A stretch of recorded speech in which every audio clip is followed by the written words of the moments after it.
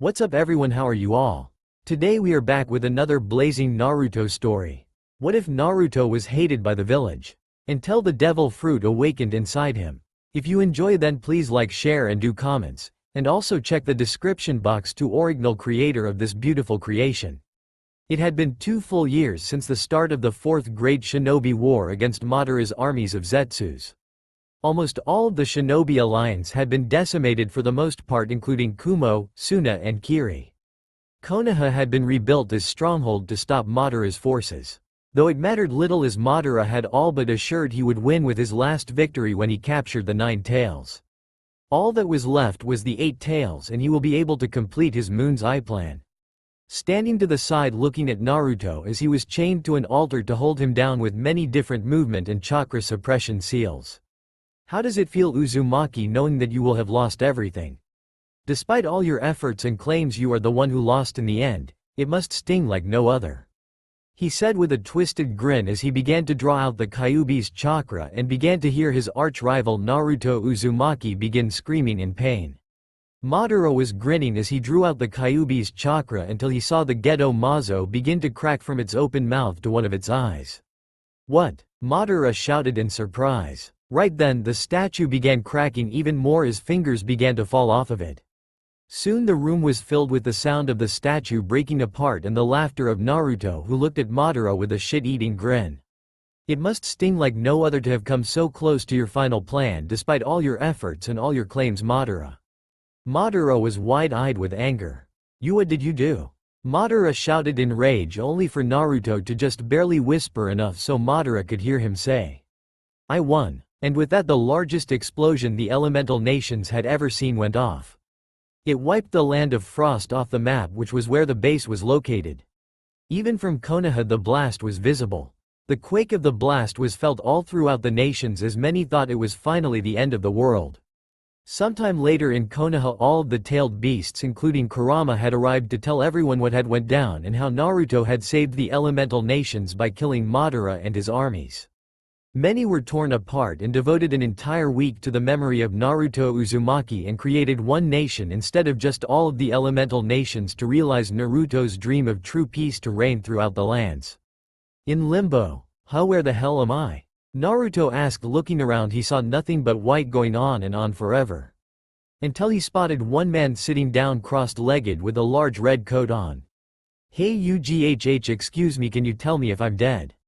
The man turned around smiling at him. "Sure you are, kid, that was one hell of a bang you went out with though, ha ha ha ha," the man said while laughing his ass off.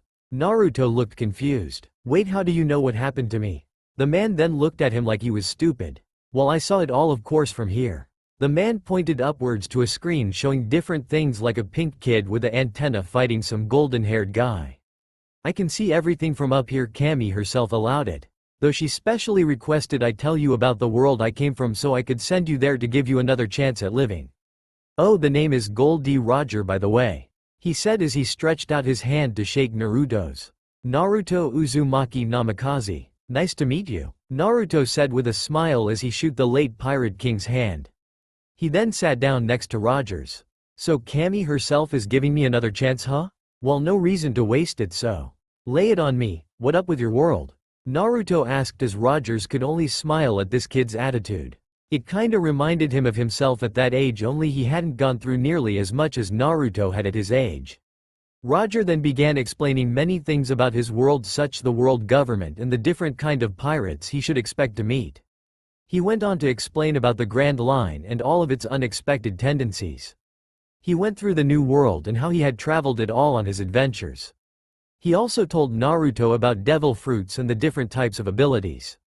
After he had explained most of the history of the world, he began explaining how to use the seas to your advantage and how to get a ship and take care of it. Finally he gave Naruto a letter, one that was addressed to Silver's Rayleigh and another to a red-haired Shanks, captain of the red-haired pirates. Naruto thought that was kind of a lame name for pirates, yet couldn't help but think of his mother when he had heard red hair. Thinking of your mother, huh? I'll tell her that when I see her on the other side," Roger said, making Naruto smile in appreciation. "Alright kid, that's about it. Oh, except for a couple other things. Cammy said she didn't want you using your chakra too much, so I guess you won't be able to use those jutsu thingies." You'll only be able to use them to walk on water and walls. Oh, and those seals of yours, you'll be able to use them too, and from what I saw they're very handy." Naruto nodded, extremely proud of his seal work. After all, it was a family tradition. Last but most definitely not least is this. Roger said while producing a fruit that looked like the Mera Mera no Mi, except it was black at the bottom and slowly began cracking like patterns of red towards the top. "Oh, is that a devil fruit?"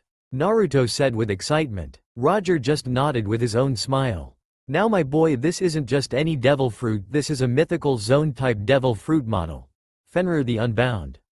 In legend, this beast could not be kept bound by any force whatsoever. He was mightier than even the gods.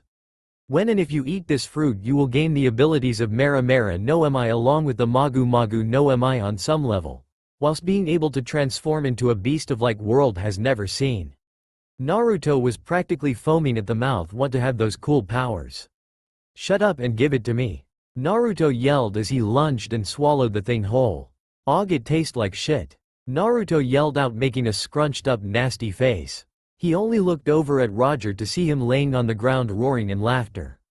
"Ops, I forgot to mention all devil fruits are the worst tasting thing on the Grand Line. HAHAHAHAHAHA. B bastard. I'll get you back for this, mark my words," Naruto said while coughing from the horrible taste. Suddenly he was kicked in the back and began falling. "You'll have to die first, brat. HAHAHAHAHAHA," Roger said as he was laughing his ass off at Naruto. Naruto could hear Roger's voice begin to disappear, as Naruto was falling, stopped right before he hit the ground and fell down harmlessly. Naruto looked around and noticed he was in Sabaody Archipelago.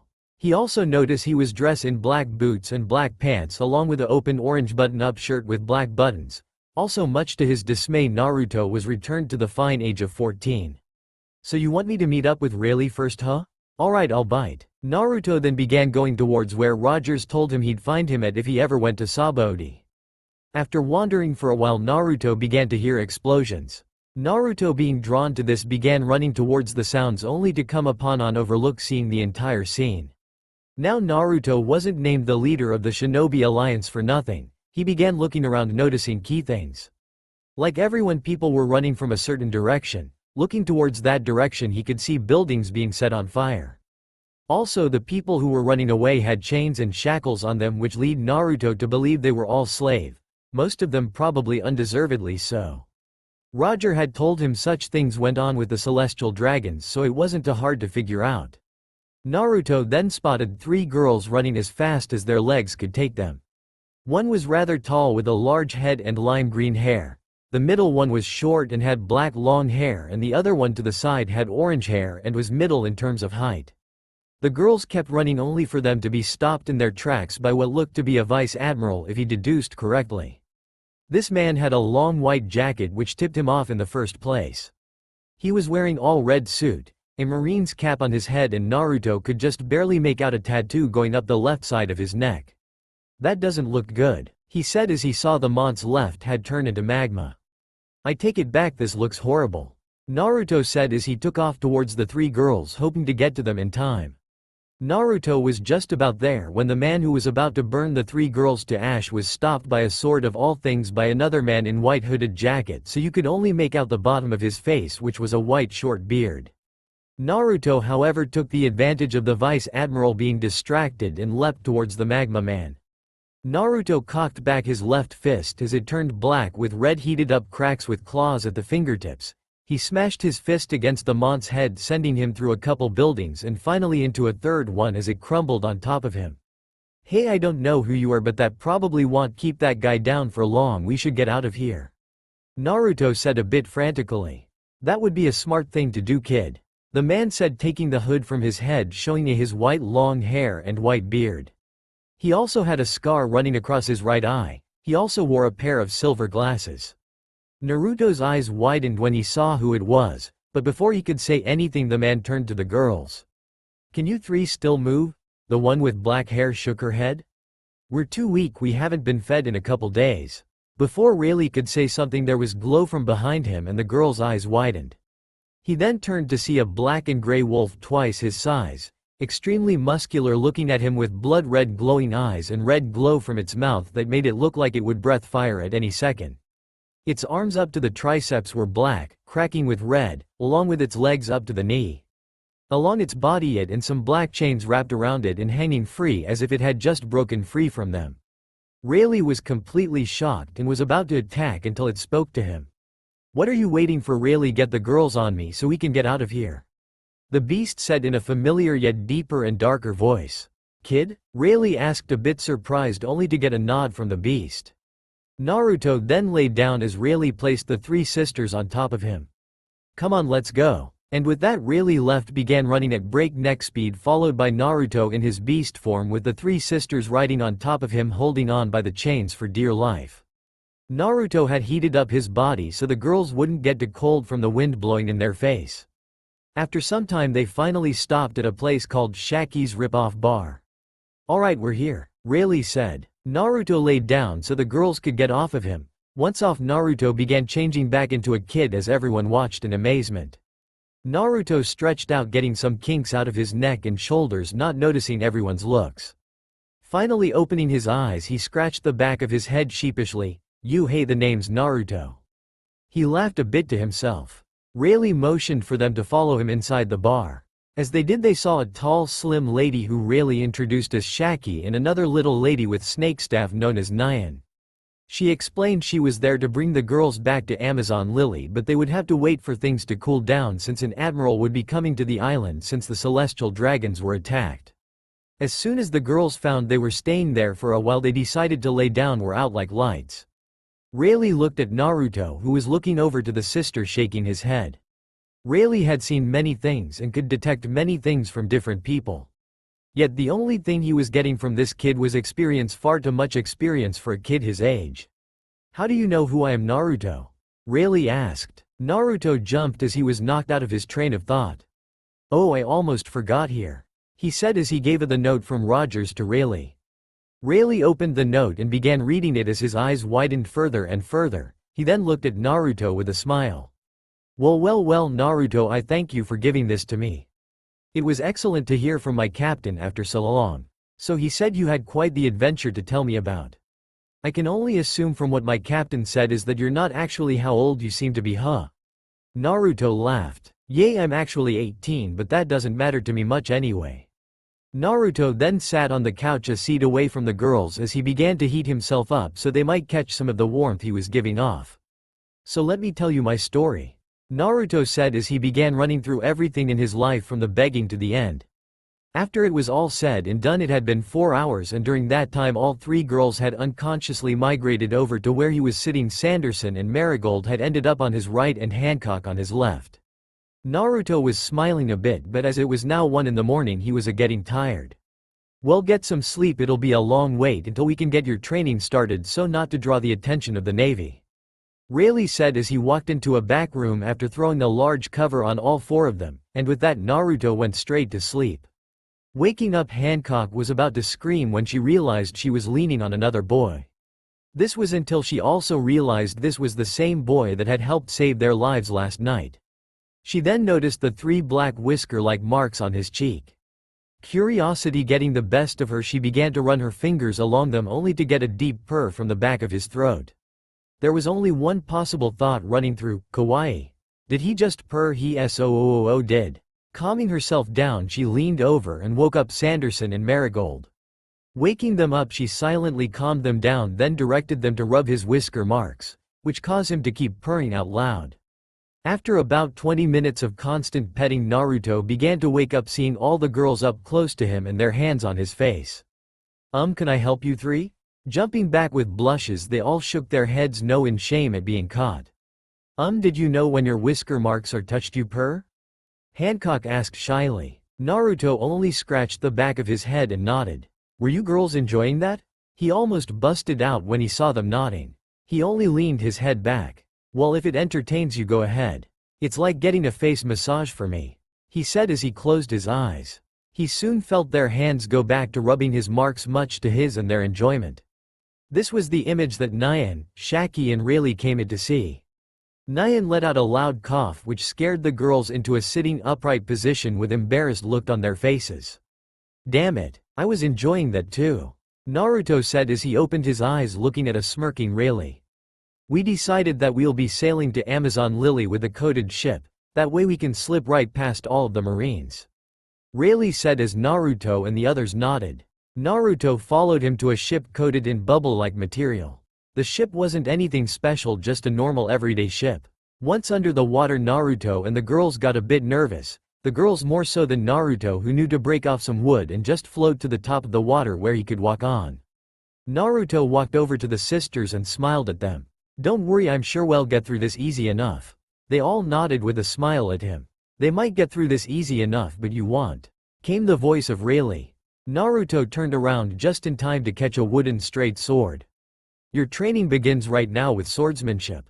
Naruto only sighed as he could tell Rayleigh was about to kick his ass.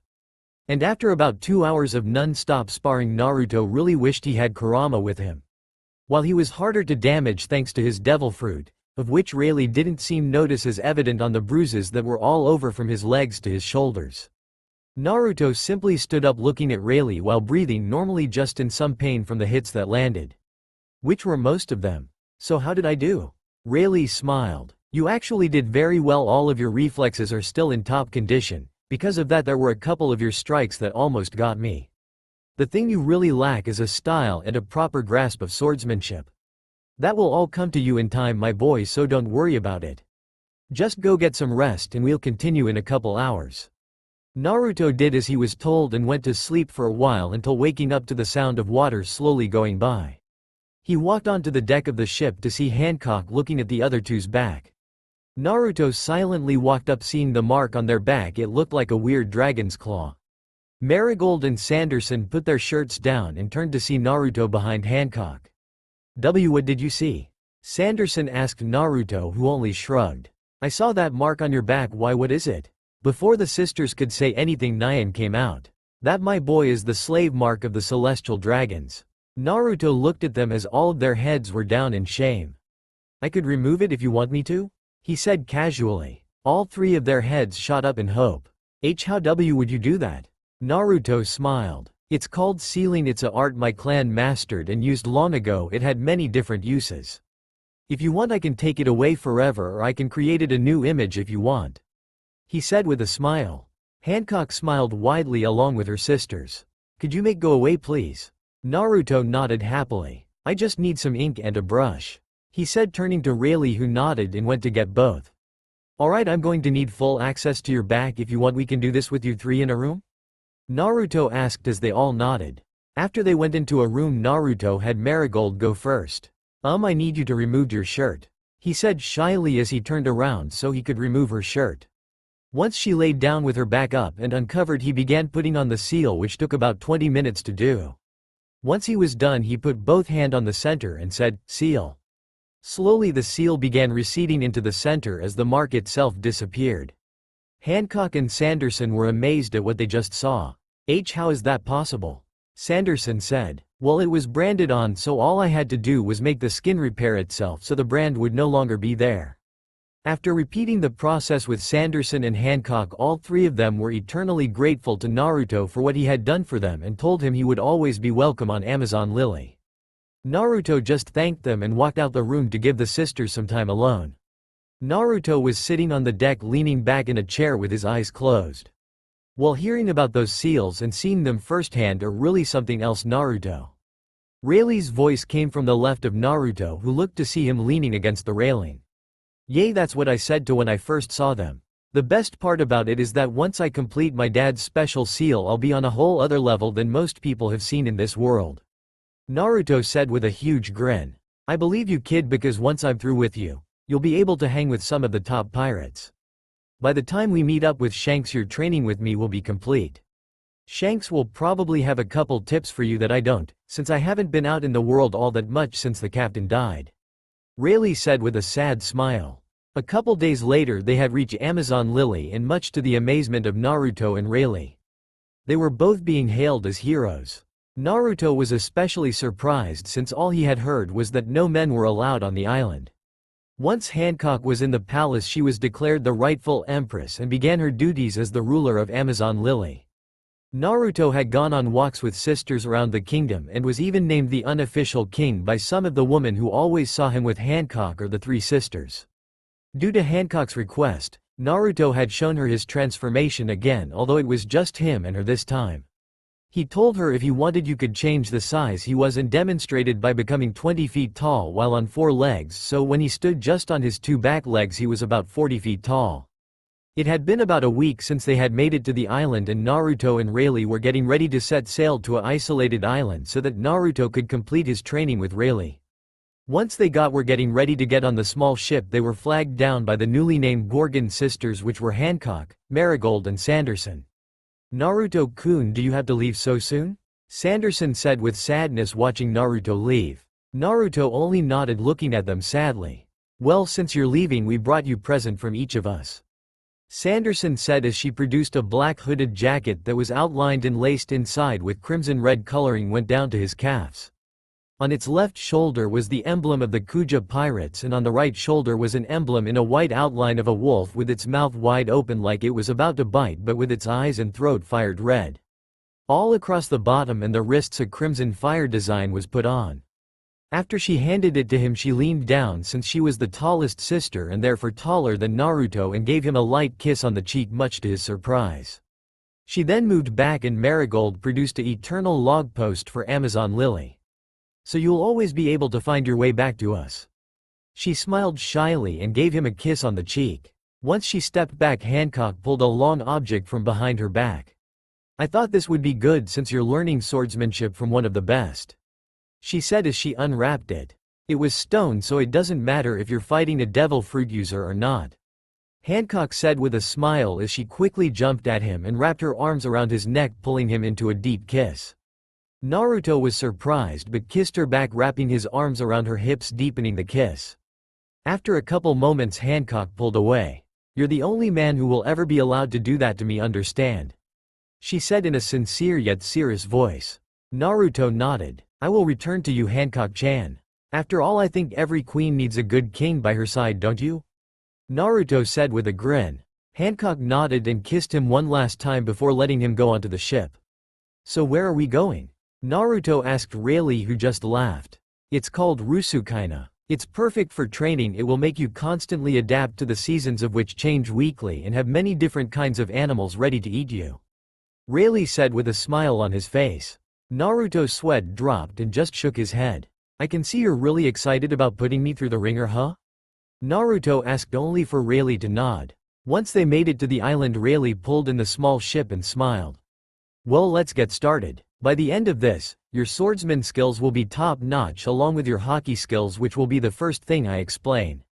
Naruto just nodded and walked into the forest with him, ready to go through hell to be able to protect his precious ones like he had did in his last life.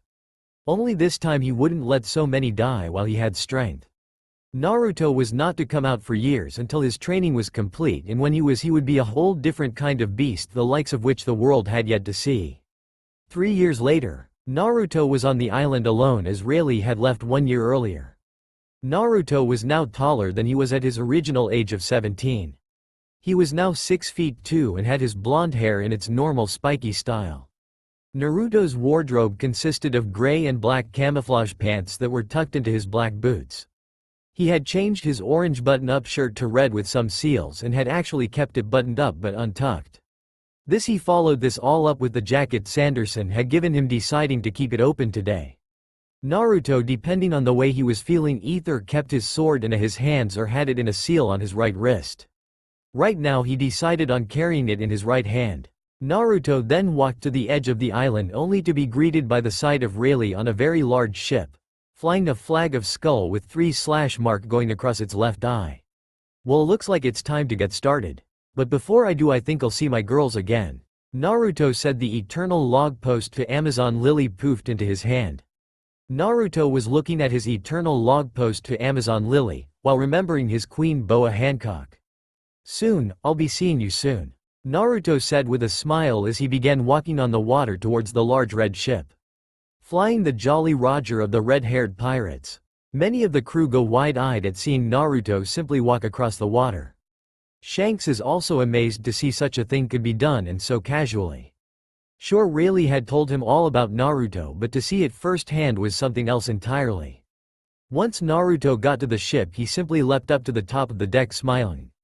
"Yo, old man, Rayleigh, been a while," Naruto said as Shanks laughed at Rayleigh's unfortunate nickname. "So you're Naruto the Unchained Beast, huh?" Shanks said with excitement. "That's the rumor. Although I wasn't aware I had a nickname. You have anything to do with that?" Naruto said, looking at Rayleigh, who was whistling a jaunty tune while looking away. Naruto only shook his head smiling. "Well, obviously I'm red-haired Shanks," Shanks said, holding out his right hand to shake. Naruto shook his hand return with a smile. "So where are we heading, Captain?" Naruto said with a laugh. Shanks only raised an eyebrow. "Why? Did you have some place you want to go first?" Naruto only nodded and tossed him the eternal log post to Amazon Lily. He then saw Shanks' face drop, much to his confusion, until he pulled out some money and put in Rayleigh's hand. Rayleigh was laughing. "I told you it's the first place he'd want to go." Naruto only had a vein in his head as he snatched half the money out of his hand. Hey. Naruto simply put the money into a seal and smiled. "That's the fee for betting on my, you old goat," Naruto said, which only made Shanks and his crew burst out in laughter as seeing Naruto talk to the Dark King in such a way. "Alright men, full sail to Amazon Lily," Shanks yelled as the crew began setting sail. Naruto walked up to the helm with Shanks. "So Shanks, how big of a deal are around these waters? Judging from the way Rogers and Rayleigh talked about you, you've got to be pretty high up on the food chain, huh?" Shanks only laughed at his observation. You could say that, I guess, since I'm one of the Yonko." Naruto stopped, completely wide-eyed, and Shanks. "When we hit land I want to spar against you." Shanks' face fell into a frown and pulled some more money out of his pocket and threw it at Rayleigh again. "I'm gonna kick his ass," Naruto said while shaking his head. Shanks just laughed at that. "Please kid, you might as well take on Whitebeard while you're at it. There aren't too many people left from their age of pirates. But the ones that are all strong beyond comprehension. I myself don't know if I could take Rayleigh if it was one-on-one fight. After all, he is the one who taught me how to use a sword, just like you." Naruto nodded, then smiled. "So we're students of the same teacher, huh? I guess that makes us brothers of a sort, huh?" Shanks looked at him wide-eyed for a moment before smiling and nodding. Ha, I guess you're right. From now on we're brothers," Shanks said as he dapped him up. Naruto let go of his hand and was about thinking about how strong Shanks could really be. "Hey Shanks, can you do something for me?" Shanks looked at him confused. "Depends on what it is." Naruto smiled. "I want to measure my haki up to yours, so I want to unleash the full force of my haki, and then I want you to unleash yours."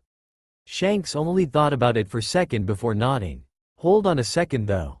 Hey, everyone, Naruto and I here are about release our full haki, so try not to faint, got it?" Getting in, "Yes, Captain," from his crew. Shanks nodded to Naruto, telling him to proceed. Naruto then released his full haki and the wood began to creak and crack under the pressure. Some of the lower crew members were brought to their knees under the mighty pressure. Shanks smiled and began to nod to himself. "That's quite impressive for someone who's only been training with haki for 3 years. It took me double that time to get where you are now," Shanks said as his grin widened as he released his full haki. Only with his superb control narrowed it down to where Naruto was standing. The effect was immediate as Naruto's knees began to buckle under him and the floor began to bend under the pressure. Naruto was sure, had he not had experience with the strongest killing intents in his world, he would have been on his knees gasping for air.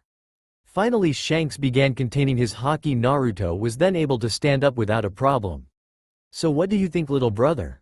Naruto nodded, thought for a second before nodding to himself. "I still want to fight you to see where I stand in terms of skill and not just haki.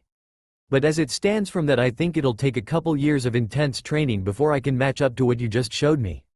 When he was done, Shanks' eyes widened. What do you mean it'll only take you a couple of years to get up to where I am?" Naruto grinned at seeing his reaction. "Like I said, it'll take a couple years of intense training to get to where you're at. And the only kind of training I do is intense," Naruto said with smile as Shanks just nodded along with him. "You know, Naruto, you're not too far off from Yonko. Especially if what Rayleigh tells me is true. He said you already have the same if not more combat experience that I have, and that right there is almost half the battle. In terms of rank, I'm probably the second strongest Yonko, with Whitebeard in the lead, and Big Mom and Kaido fighting for third and fourth." Naruto nodded. I'll have to do my research on both of them since I'll be fighting one of those two. Naruto then looked at Shanks with a sly grin. Or I could always just take your spot. Naruto joked as Shanks laughed along with him. Whenever you think you can take it, I'll be glad to accept the challenge. Shanks said as he began steering the ship again. So how long till we get to Amazon Lily? Naruto asked. Shanks then got a slightly evil glint in his eyes and put a teasing yet goofy smile on. Oh, is someone ready to see their girlfriend Tilda? Naruto only blushed a bit and then got a vein in his head. Hell yeah, I wanna see her again. What about you, Shanks? Tilda, you got any girlfriend, Tilda? Naruto said, teasing him back. Shanks only grinned. Maybe, Tilda, there might be girl somewhere out there who's caught my interest. Shanks said with a smile. But if I did have a girl out there, it would have to stay secret, otherwise she would be in a whole lot of danger. Shanks said, getting a bit more serious. I'll let you meet her when we go back to her town, but that is to never leave your mouth, got it? Shanks said with stern look, making Naruto nod. After all, we can't all have warlords as your girlfriends now, can we? Shanks said, going from serious to goofy in half a second, only to get a seriously confused look from Naruto. Warlord? What the hell do you mean, warlord? Shanks' face lit up like a light bulb. Oh, that's right, you've been on an isolated island for 3 years, huh? Well, the world government has 7. He was cut off by very upset Naruto. I know what the 7 warlords of the sea are, Shanks. But I also know Hancock-chan hates the world government, so what did they do to make her join them? Naruto said with very concentrated look, thinking about the things the world government would pull, which was just about everything. I don't know, but whatever it is, I'm sure it's not good. The world government isn't known for asking nicely. Shanks said in a somber tone. He then put a hand on Naruto's shoulder, who nodded. Let's just get there, so I can talk to her about it. Captain, there's a marine ship at the island. The man in the crow's nest yelled down. Shanks began turning the ship around to get on the island from the back. Naruto, you can walk in the front door if you want. We're gonna hide the ship, so it doesn't cause problems for the Kuja pirates. Naruto nodded and then ran to the edge of the ship and jumped off and began running across the water. It only took him a couple minutes to reach the docks. Once he got there, he jumped onto the docks and began walking towards the palace. He had his hood down so everyone would see his face. As he walked through the inner city, all of the women began cheering at having their unofficial king back. The 30 or so Marines who were waiting outside guarding the royal palace were confused when they heard cheering coming from the city. They then noticed a man in a long black jacket was walking directly towards them. Halt, one of them said as the others began to draw their weapons, only for an invisible wave of energy to hit them, knocking them out. Idiots. Naruto muttered as he walked into the palace, much to the amazement of the Amazons, as he had just knocked out all of them without lifting a finger against them. Naruto was walking towards the royal hall where meetings were held. He could hear raised voices coming from them that sounded like Hancock. Naruto was able to make out something like 10% is more than enough. Naruto then came to the door and kicked it open, catching everyone's attention. The said Marine was a Vice Admiral named Cancer, who had slicked back blonde hair, shaded glasses with scar running across his left eye, and a cigar in his mouth. Who the hell are you? This isn't— Shut up.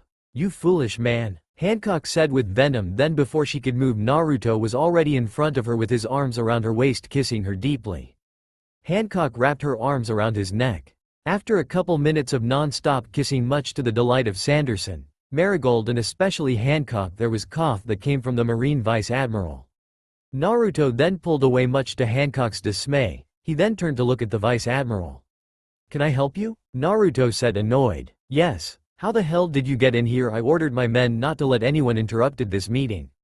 Naruto shrugged. I think they were sleeping when I saw them.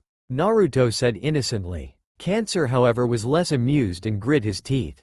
It doesn't matter now anyway. Back to what we were talking about. 10% is too low, we at least need 15%, otherwise we'll be forced to. The Vice Admiral was cut off as an enormous amount of haki was released of the likes he'd only seen from higher Vice Admirals who had Conqueror's haki. He was only able to stand for a moment before dropping down to one knee. What's going on? He said, trying to keep conscious. What exactly did you mean when you'd be forced to do something? Because you stopped mid-sentence, so couldn't hear you. Perhaps you would like try and say that again. Naruto said as he got dangerously close to the Marine. I was saying we'd be forced to take the 10%. Naruto nodded with a smile. Good, that's what I thought you said. Now get out, Naruto said as he released his haki, then watched the Vice Admiral walk out with his tail between his legs. That was great, Naruto-kun, Hancock said, hugging him tightly. Naruto smiled and hugged her back. So how have my girls been doing him? He asked, looking from Hancock to Sanderson then to Marigold. Sanderson was the one who spoke up. We've been alright, as you can see we had some pest problems, but besides that everything is going great, she said with a smile. Hancock looked Naruto up and down. You look like you're doing very well yourself, Naruto-kun. Naruto blushed at the compliment. Yay, the training Rayleigh put me through was pretty crazy, but it all paid off in the end, Naruto said, flexing his arms with a goofy smile. Hey Sanderson, Marigold, can we have a minute alone please? Both sisters nodded, then bowed and finally walked out of the room. He then grabbed Hancock's hand and led her to the outside balcony, all while gently giving her hand gentle, little kisses. Hancock, tell me what happened that you were forced to join up with the Navy, Naruto said in a serious yet soft tone. He brought Hancock into a deep hug from behind as he wrapped his arms around her waist and put his head on her shoulder. She gently brought her hand up, caressing his whisker mark, selecting a deep purr from him. How long have you been waiting to do this, Naruto said with his eyes closed as he was in heaven from receiving this facial massage. I've been waiting ever since you left, my beloved, she whispered in his ear, sending a delightful chill down his spine. Naruto turned around to face him and gave her a quick kiss. Hancock, what happened with the Navy?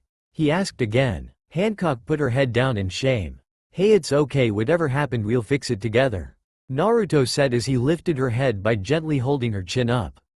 They said if I didn't become one of the 7 warlords of the sea, they would send the Buster Call on Amazon Lily and wipe them off the map like they did to Ohara, Hancock said with tears forming in her eyes. Naruto quickly pulled her into a deep hug, running his hand through her hair. Don't worry, I promise in just a few of years the Marines won't dare come anywhere near Amazon Lily, Naruto said as he looked down at her, smiling. Naruto-kun, how do you know that? She asked with a shaky voice. Naruto began to grin, showing his elongated canines as he ran his hands up and down her back down to her hips. I'm going to become the next Yonko by taking out the current ones, Naruto said, which surprised Hancock to her core. Hancock's mouth was wide open in shock until she grabbed him by his collar, bringing him closer to her face. Are you insane? The Yonko are all more powerful than even an admiral, she yelled, surprising him as he took a step back away from her in shock. You think you can just kill one like you're plucking fruit from a tree? Hancock continued to yell. She then pushed Naruto against a wall, looking at his wide eyes. Turning around, she walked to the edge of the balcony and leaned on it. Do you even know how powerful they are? Because I don't, I've only ever heard of their power. Hancock then took a deep breath in and out and began speaking in a lower-toned voice. And they are considered the strongest of the 3 great powers of the world. If the 4 Yonko ever joined forces, the Marines wouldn't stand a chance along with the 7 warlords of the sea. And you're just going to kill one? She then turned around to see Naruto with a fierce look in his eyes. Naruto began walking towards her. Every step released his hidden power like a dam breaking open until he finally stood in front of her. His full power now bearing down on her and everything around, as she could now see and hear the tension in the wood railings and the red marble tile floor as both began to crack under the pressure of his full might. Hancock then realized this wasn't the goofy wolf boy who rescued her or even her beloved Naruto-kun who showered her with love. This was a beast among men, the likes she had never seen before. She wasn't sure if this was what being around a Yonko's full power felt like, but if she ever imagined it, it would be something exactly like this. If it wasn't for the fact that she knew Naruto would never harm her, she would have been terrified of him at this moment. Naruto looked at her dead in her beautiful ocean blue eyes. Naruto's own eyes were colored a glowing red. Soon though, the pressure of his power left her and Naruto's eyes were back to normal. I'm leaving again and I'm going to train with red-haired Shanks, Naruto said, once again shocking Hancock. He gave her a kiss on the forehead and pulled out the tri-pronged kunai from his jacket. I made these myself. It uses a special seal that allows me to travel anywhere where this marker is, Naruto said, pointing to the marking on the handle of the kunai. Stab this into anything and I'll be there in an instant, but only use it for emergencies. Naruto stepped back away from her with a certain pain in his eyes. I won't be gone any longer than 4 years before I return. In the meantime, I hope you gain more confidence in me. After all, I'm your king, right? Naruto asked Hancock with a sad smile. Hancock only silently nodded and threw herself at him. I do have confidence in you, Naruto-kun, it's just that I don't want to lose you, Hancock said. Naruto then held her by her shoulder, pushing her away a bit. You should have enough confidence in me to know I would never die on you facing a Yonko, admiral or worse, the blonde said. Hancock only nodded to herself a couple times, then spoke up. I will have confidence in you, Naruto-kun. I know you can do it, she shouted as she then deeply kissed him. Now go and make a name for yourself, my kingly beloved, Hancock said with extra enthusiasm. Naruto nodded, then stepped back. He flashed her his $1,000,000 smile before disappeared in yellow flash. Appearing back on Shanks's ship, Naruto looks over to Shanks and gives him a thumbs up. Shanks then gave the command to set sail towards the East Blue. Yo Shanks, why are we going to the East Blue? I thought it was the weakest of the seas? Shanks nodded to him. Some say it is, even though Roger himself was from the East Blue. We were already going to the East Blue for a little vacation. It just so happens that's the perfect place for me to train you. He just got a questioning look in return from Naruto. How? Well, first off, I have a couple of bases there, that are on deserted islands. Perfect for training people of our caliber, so not to destroy anyone's home or worse, kill someone. Next, the last thing we want is someone scoping out your powers, and the last thing someone will be looking for in the East Blue is one of the Yonko. Naruto just nodded his head, seeing his logic. So how long will it take us to get to the East Blue? Shanks just looked up, putting a hand on his chin.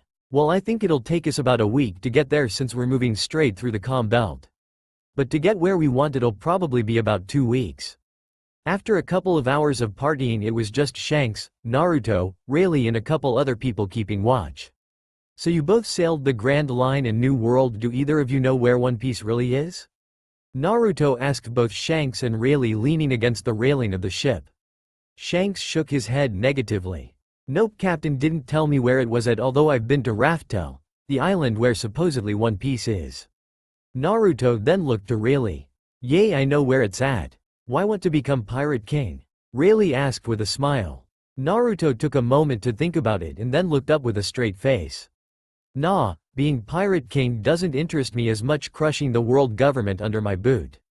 Both Shanks and Rayleigh raised an eyebrow at this. You want to destroy the world government? Shanks said, more than surprised. You know, I think I heard of a small group called the Revolutionists devoted to that exact purpose. Shanks finished looking at Rayleigh, who nodded in confirmation. Well, if they ever send me an invite, I'll see what they're about, but until then I'll do things my way. And plus, I want to become a Yonko before I start on something that big. Shanks nodded along with what he was saying. You're definitely going to need a strong crew. Being a Yonko isn't just about being the strong, you're going to need strong people to follow your lead, although I'm sure you'll find them along the way, Shanks said with a smile. Naruto only widened his eyes. I know the perfect place to get people for my crew, Naruto said with an evil grin. Shanks and Rayleigh just looked at each other, a little worried. Rayleigh was the one who decided to speak up. Oh, and where exactly is this place? Naruto then looked him in the eyes. The same place we first met. Rayleigh's eyes widened a bit. That's actually an excellent. You'll be pissing off the world government and hopefully gaining some strong crew members. The only other option would be to go to Impel Down, and that's not worth the risk of getting caught. Naruto then nodded to himself. Since we're passing by Sabaody, we could actually do it in a couple days and get your crew started with whoever would decide to join. Naruto smiled and nodded toward Rayleigh as Shanks began changing their heading a bit. Alright boys, we're gonna go free some slaves, got it? Most of his crew looked at him weirdly. We're going to Sabaody Archipelago. The crew all nodded as Ben Beckman walked up to his captain. So we're going to help the kid become a Yonko? Shanks smiled and nodded. Placing him in the position of a Yonko will be extremely beneficial to us, and it's better than having Kaido or Big Mom in power. Ben could only nod, knowing that both of the other two Yonko were extremely dangerous and unpredictable. Also, on some level, each were both tyrants of their own territories, Big Mom threatening to eat anyone because of her sweet tooth, and Kaido just killing anyone who stood in his way. We'll be at Sabaody in about a day, so get whatever you need together, got it? Shanks said as more of a statement to Naruto nodded and went about sharpening his weapons and making sure his seals were all set for battle since there were bound to be some high-ranking marines in Sabaody and even higher would be arriving since he didn't plan on leaving any celestial dragons alive if he came across one. Naruto that night slept like a baby knowing he would begin his new family tomorrow. He had so badly wished to be accepted in his old world only for it to mildly happen towards the end of his life.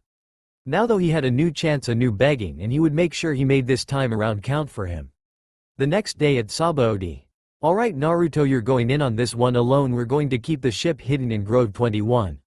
Having a Yonko show up in the middle of anywhere would cause a lot of fuss, not to mention we don't want the celestial dragons running away with their slaves. Naruto nodded and let Shanks continue. Just make sure you get a couple people to join you. You don't want too many people since you don't even have a ship yet. Naruto gave Shanks a salute and jump of the ship and began walking towards Sabaody. So all I need to do is go to the action house and I'll be set. Naruto thought to himself as every so often he would swipe his hand across a wall, tree or object of some sort to put a Hiraishin seal on. As Naruto kept walking he noticed the area was getting better looking, like more high-end. Been a long time since I've been here but I think I'm headed in the right direction, bingo tilde. Naruto sung in his head as he saw a celestial dragon walking with a train of female slaves behind him. The noble was walking right towards Naruto's direction much to his pleasure. He then walked right in the nobleman's path. Just as he was a couple feet away from the nobleman who was about to say something, Naruto unsealed his sword with the quickness. Before anyone could make a move, the nobleman's head was rolling on the floor along with his motionless body. The guards were so shell-shocked at what they'd just seen they froze. Which in the presence of a trained killer is the last thing you should do. Before they could even look back towards Naruto, he had already slayed 5 of the 10 soldiers. The only problem for the ones that noticed him didn't notice the kunai by their feet as they all began to draw their weapons. Before they could even pull them out, they had all been killed in a flash of yellow. Naruto looked around and shook his head in a disapproving manner at the lack of skill these security guards had.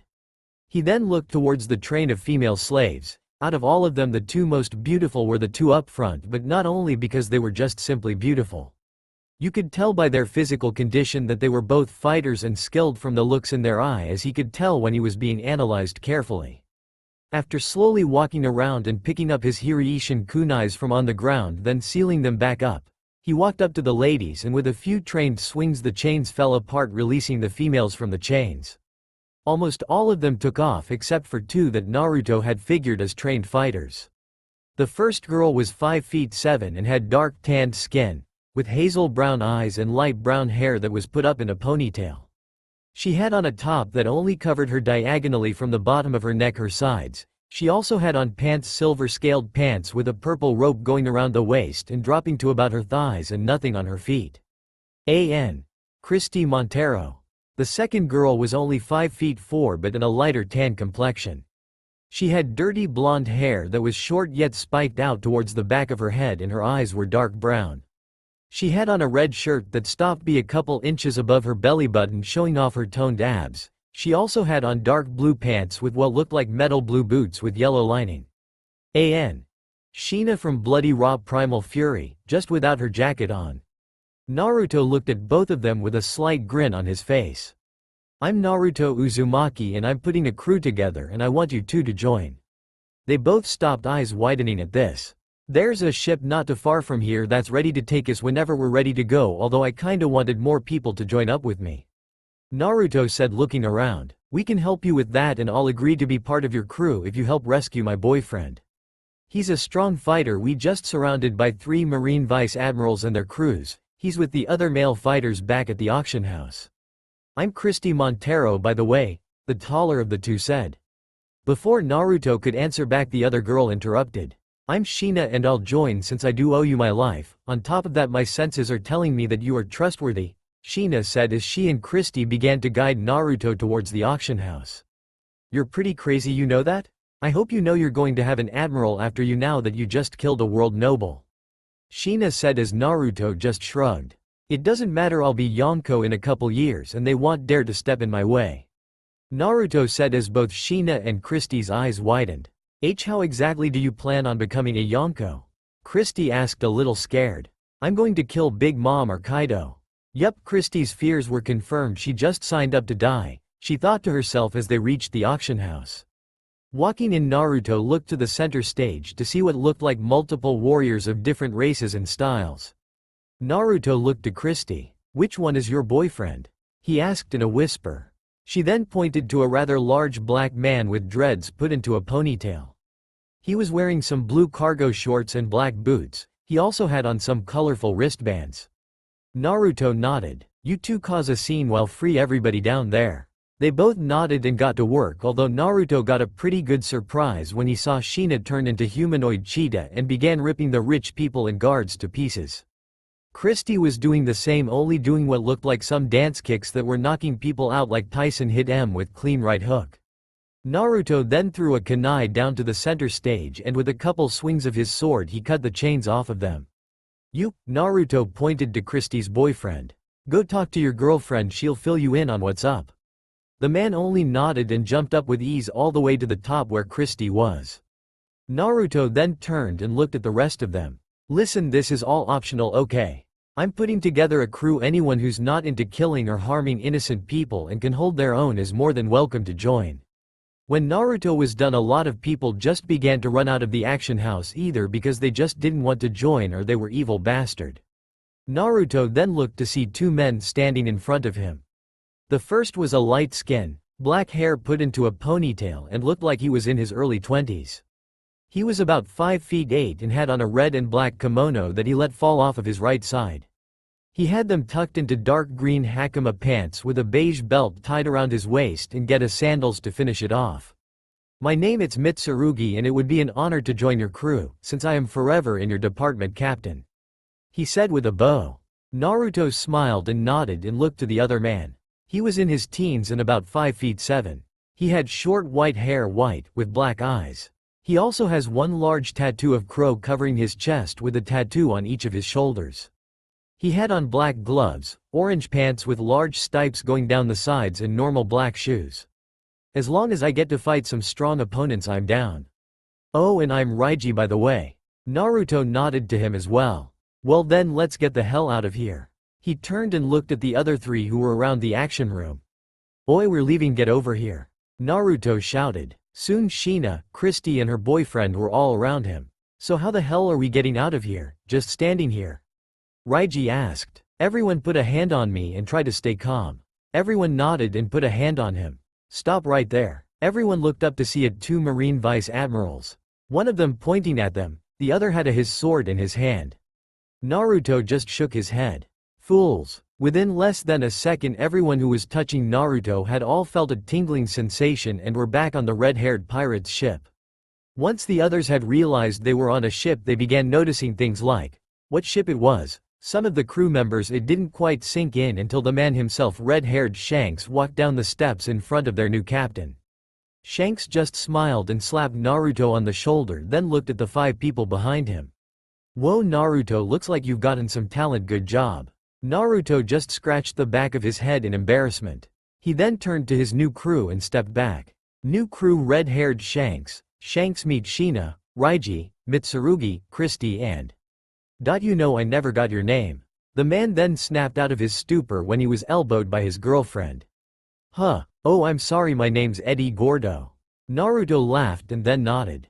And Eddie Gordo. Shanks nodded to them all. Well, since you're part of my little brother's crew, feel free to make yourselves at home. They all nodded like dummies at the same time. Mitsurugi then decided to speak up. Excuse me captain, where is our ship and where are we going? Naruto looked at him and put his finger up in the air. Well, we don't have a ship yet and we're heading to the East Blue to train away from any other interferences. Also, you all should be aware that the training we're all going to go through will be hell. It needs to be after, since I plan to kill off either Big Mom or Kaido within a couple years, so you're all gonna have to step up, got it? Getting a nod, Naruto smiled and began walking away, leaving the shell-shocked new crewmates. It had been a couple days since the attack on Sabaody and it was pretty much easy sailing. The ship was coated with sea stone at the bottom. No one had to worry about the Sea Kings in the calm belt. Not that they really needed to worry anyway, with so many high-level fighters. Even Sea Kings could sense the danger of attacking that ship. The day was normal, a bit dark and cloudy but no rain. Naruto had decided to let his new nakama to settle in before he had a little meeting with them. Deciding now was a pretty good time to get to know each other, he had called everyone to the back of the ship. So seeing as we're all going to be crewmates from here on out, I think it's best we get to know each other by sharing our names, where we're from, likes, dislikes, fighting and other skills. Being the captain, I'll go first I guess.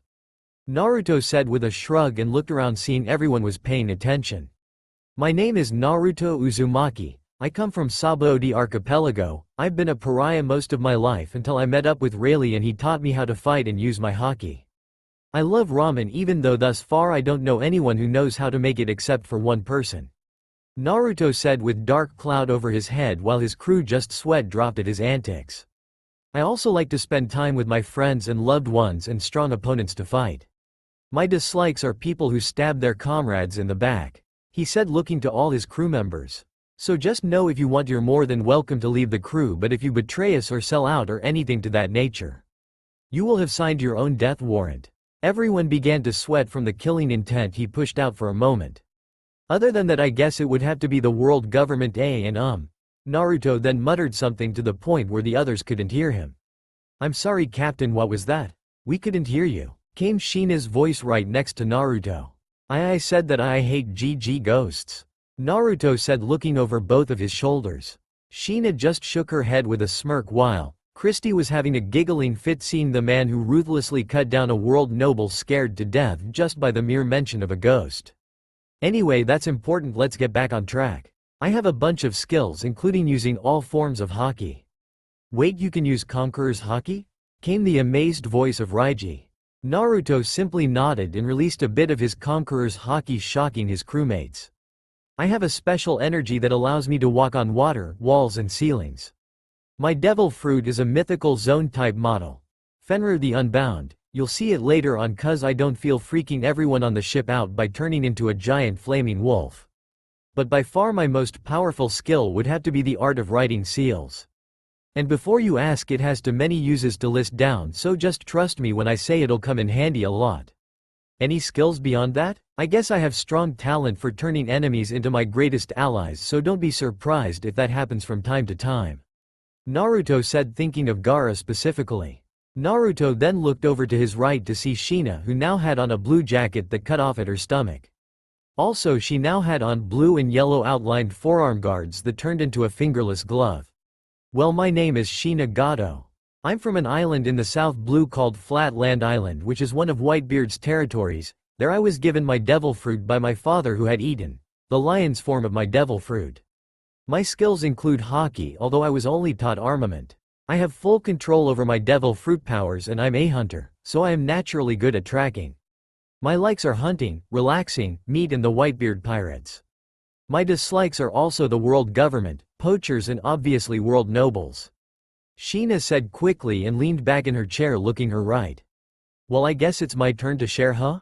Said Raiji. He leaned back and put both hands behind his head while kicking his feet up onto the table. Well, the name's Raiji Takagawa, but you can just call me Ray. I'm from Grand Line itself. I'm an orphan from Mocktown, which is pretty much a safe haven for pirates. My skills are fighting since that's what excites me most. Also I ate the zone crow fruit, of which I have almost perfect control over. ONNDD he muttered something looking away from the others. What was that? Shina asked. I said another skill was I'm a nurse. He said looking away as Shina began laughing and called him a sissy along with Naruto who was laughing and the others just laughing a bit more low-key. Shut up you pussy cat. Raiji yelled at Shina who got a vein. Who you calling a pussy cat? Bird brains. They were both about to get up and duke it out until Naruto quickly diffused the situation while laughing. See, calm down you two, okay, just take it easy. Raiji, finish your introduction. Raiji just nodded while shooting Shina a dirty look. Anyway, my likes are fighting strong opponents, money and beautiful women. My dislikes are weaklings who try and start fights with me, other than that I'm golden. He said with a grin. He looked to his right seeing Eddie and Christy who was sitting on Eddie's lap. I guess I'll go first. Came Christy's voice. I'm Christy Montero. I'm from an island in the calm belt called Last Leg Island.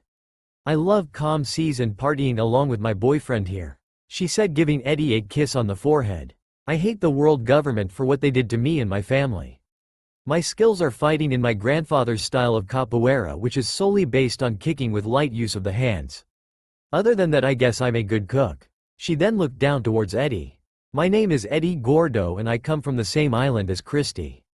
My skills are similar to Christy's, except I'm extremely experienced in rokushiki. I like helping out those who need it most and my friends. I dislike fighting when it's not necessary and I hate world government. Eddie sighed out before continuing.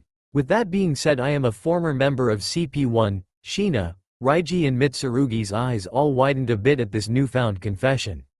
Naruto simply looked around. Can someone fill me in on what that is? Naruto said, completely clueless. Shina was the one to speak up. CP is short for Cipher Pole. It's a secret branch of the world government that are pretty much used for all types of covert work, but that doesn't mean they aren't strong. I've heard stories of Cipher Pole Zero being strong enough to fight on equal terms with an admiral. Shina finished. Eddie just nodded. You would be correct in that aspect. The 3 members of that squad are kept especially secret. No one except the admirals and above know who they are. The whole reason we were captured in the first place was because I attacked and killed the head of the CP1 because he told me if I helped him get a hold of a certain devil fruit, he would give me the money I need to cure my master, Christy's grandfather. Needless to say, he lied and I killed him as soon as I found out. Eddie finished, then looking to the last person in the circle. Well, my name is Mitsurugi, call me whatever you'd like for short, since we're all going to be comrades from now on. I come from Wano country and the New World. I set out on this journey to find the legendary sword Soul Calibur. Its power is said to be only rivaled by its opposite, the soul edge of which was lost in the oceans years ago before my time. My likes are drinking, eating, strong opponents and having a good time. My dislikes are scum with no honor like that of the world nobles and other wretches of the seas. My skill is my swordsmanship along with being able to use observation and armament haki. Although I do find myself in need of 2 katanas. Mitsurugi said, finishing his introduction, then looking to Naruto. Alright you guys, when we reach the East Blue we'll be training for about a year. After that we're going to go looking for one of the Yonko, which one I haven't quite decided yet. But either way you all need to be at the top of your games for this, got it? After getting a nod from his crew, Naruto nodded back and began to walk off until he was stopped by the voice of Mitsurugi. Excuse me Captain, but what are we going to do for a ship? I assume once the red-haired pirates are done training you, we'll set off by ourselves, correct? Naruto turned and got a fox-like grin. You are correct my friend, and as for a ship, well, I think we'll just borrow one from the navy. Raiji and Shina just laughed and then glared at each other for laughing at the same time. While the other 3 just nodded. Naruto walked towards Shanks, who was at the helm right now. So what do you think of your new crew members? Shanks said, not even looking at Naruto. They're all in good fighting condition and seem strong enough. It also helps that they all hold a strong dislike for the world government. Naruto said while Shanks just nodded along. When do you plan to tell them your ultimate goal? Naruto just took in a deep breath. Probably once I've become a Yonko, by then I'll be able to trust them all completely with my true history and we can start going to work on the world government. My only concern is picking up more crew members. You're the only Yonko without a large following. I'm not sure if that would put me at an advantage or disadvantage. Naruto said while thinking to himself. Just because I don't carry an armada around with me doesn't mean I don't have a large following, kid. I've got plenty of people ready to fight at my call. They're all just stationed places so not to cause too much attention. I'd suggest you do the same, it'll make people think you only have small following like you just did to me, and it will allow you to gather more information much easier.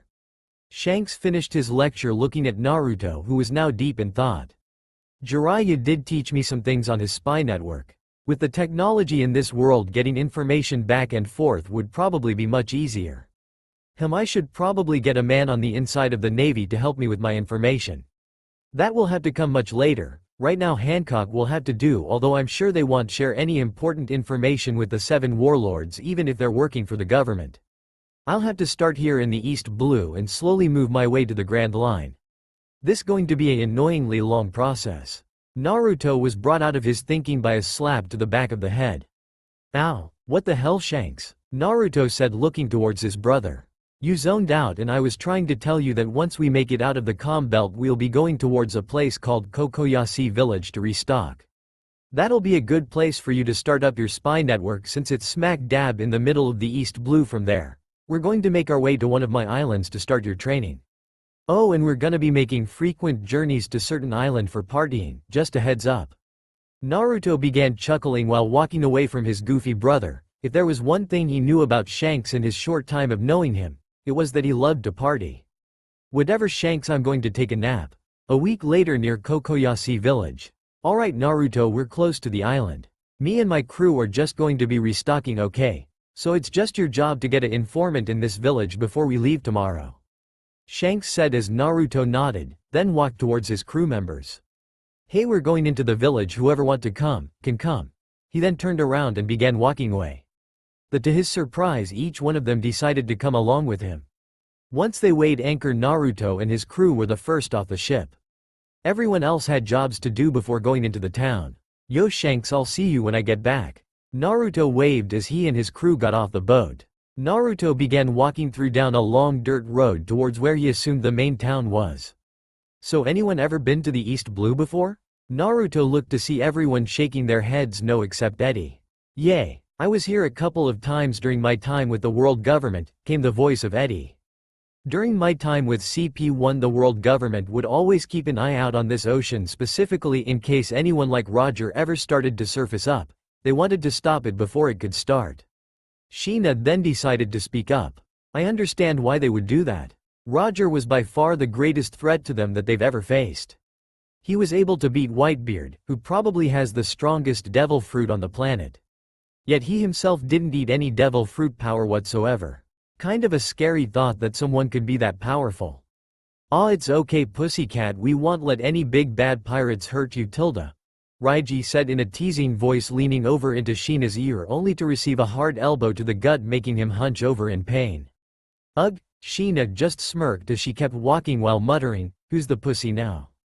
After a little more walking, Sheena stopped dead in her tracks. "Captain, I hear lots of shouting coming from the village, and it's all in a single place." Naruto stopped for a second, thinking. "Okay everyone, do your best to hide your presence, and watch from afar. Don't make a move until I give a signal," he said as he dashed away along with Mitsurugi following him. Eddie and Christy went to the right, Sheena went to the left, and Raiji turned into a normal-sized crow and flew towards the commotion. Once everyone was in a set position, they began to watch as a crew of fishmen were picking what looked like family.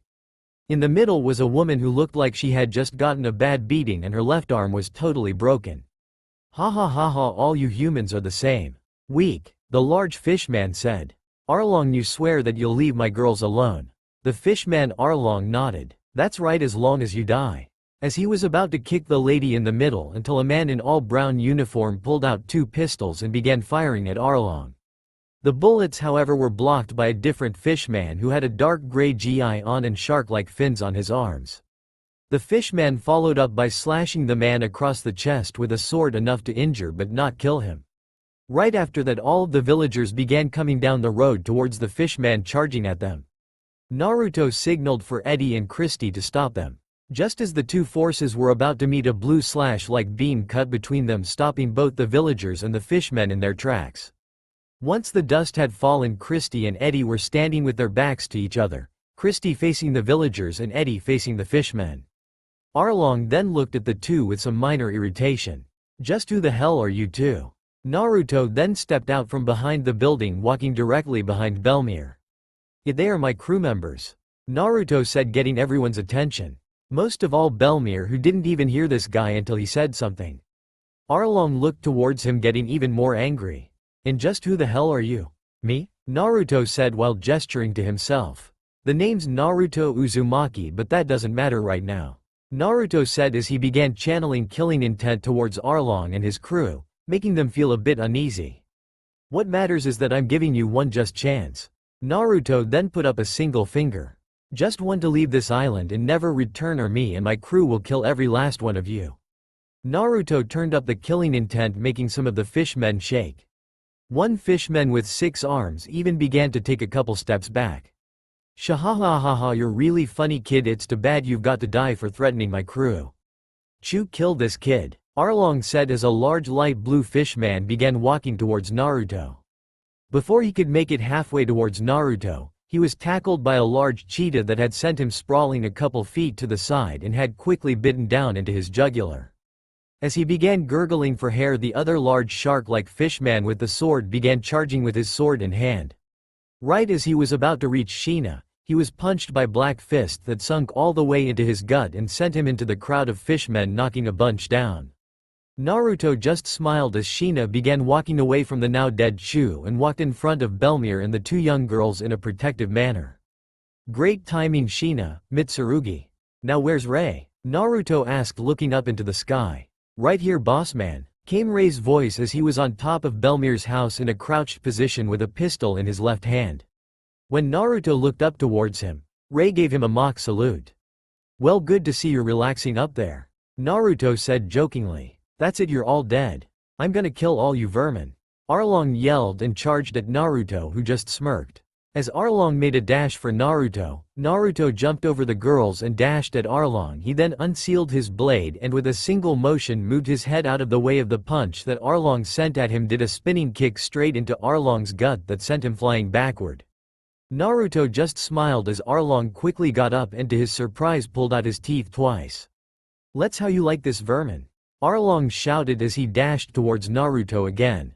Naruto's face lost its smile as he got a bit annoyed at this guy calling him a vermin.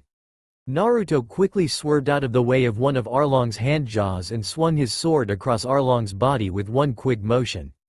Time seemed to slow down as Arlong took a couple more steps until the top half of his body slid off his bottom and he dropped down dead.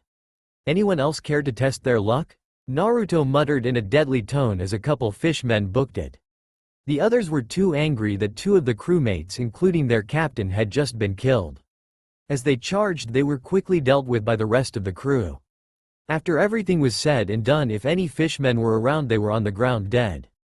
Everyone just stared in awe at these 6 people who had effortlessly dealt with the worst problem the village had ever faced.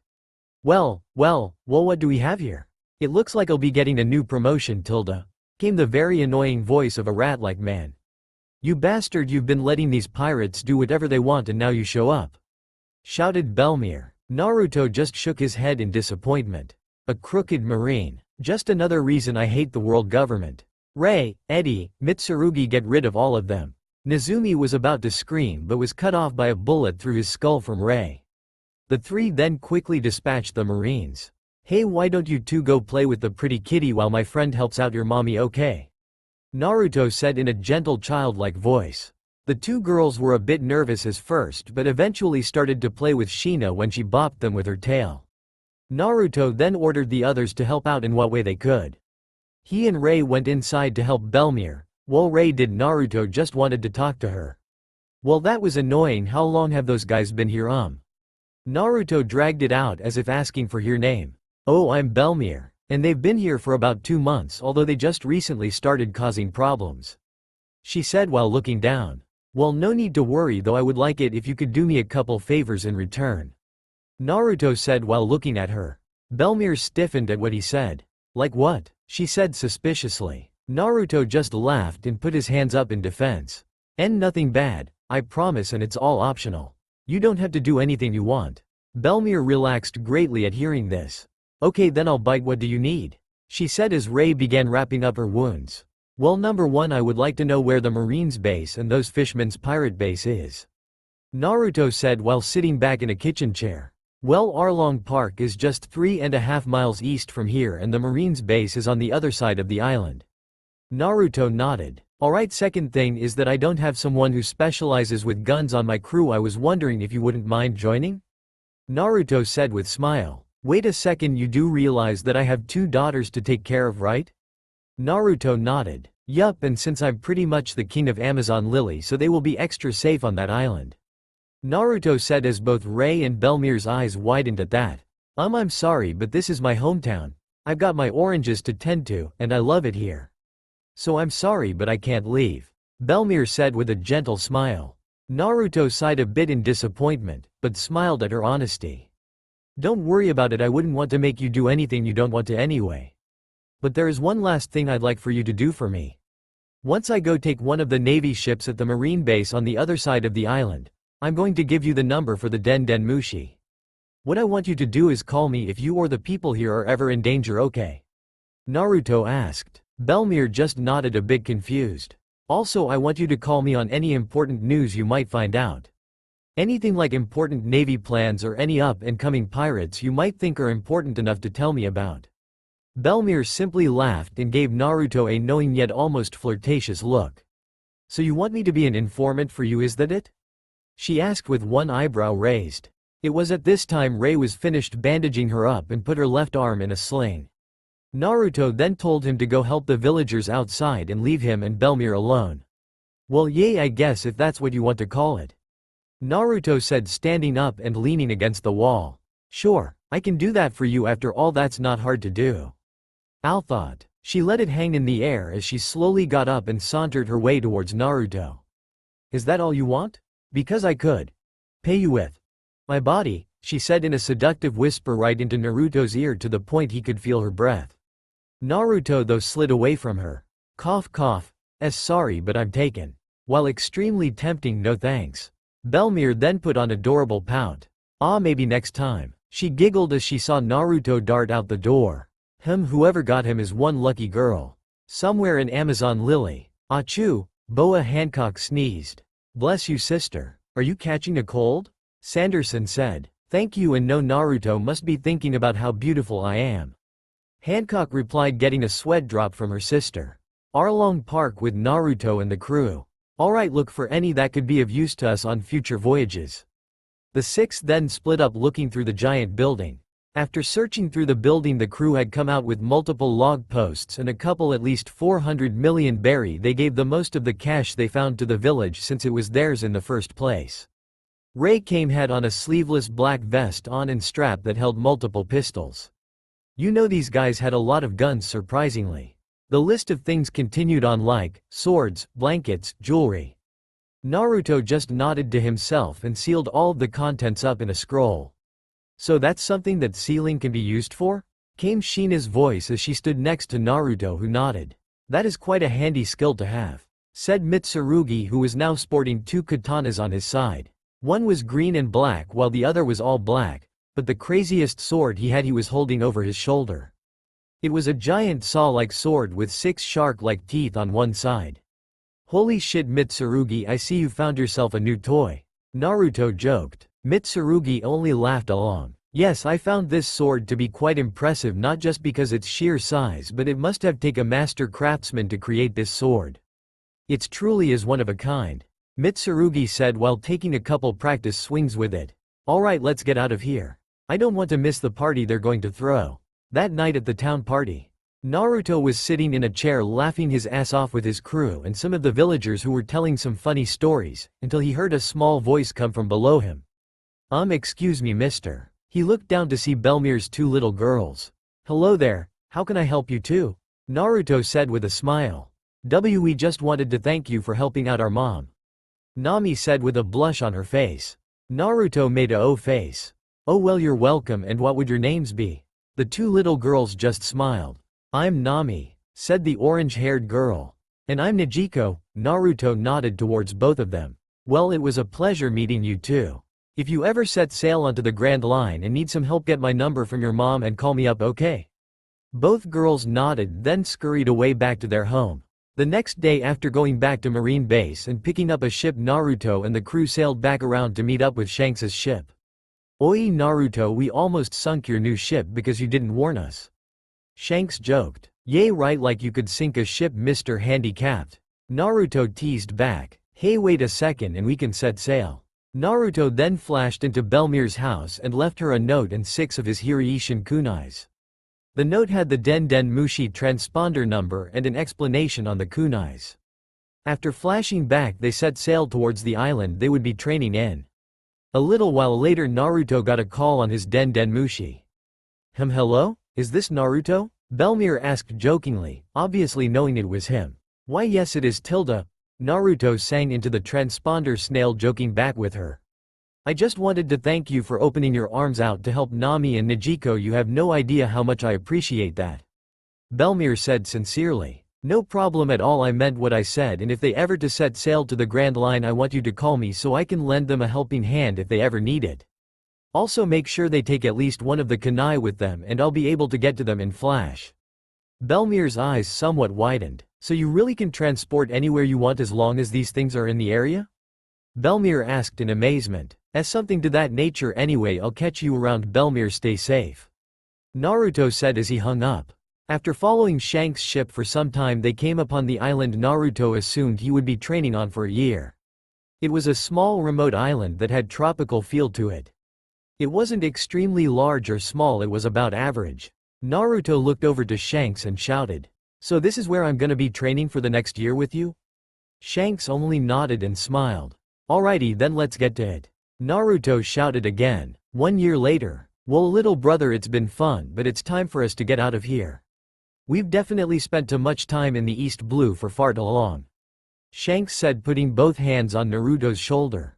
"Remember everything I taught you, and whatever you do, do not try to kill Whitebeard," Shanks said seriously. Ma, I know bro, don't worry about it. I actually decided about a month ago that I'm going after Big Mom, or better yet, she's going to be coming after me," Naruto said with a large grin. Shanks raised an eyebrow while looking towards Naruto's crew, who just shrugged. Shanks then let go of Naruto and took a couple steps back and crossed his arms. "Oh, and how do you expect to make her do that?"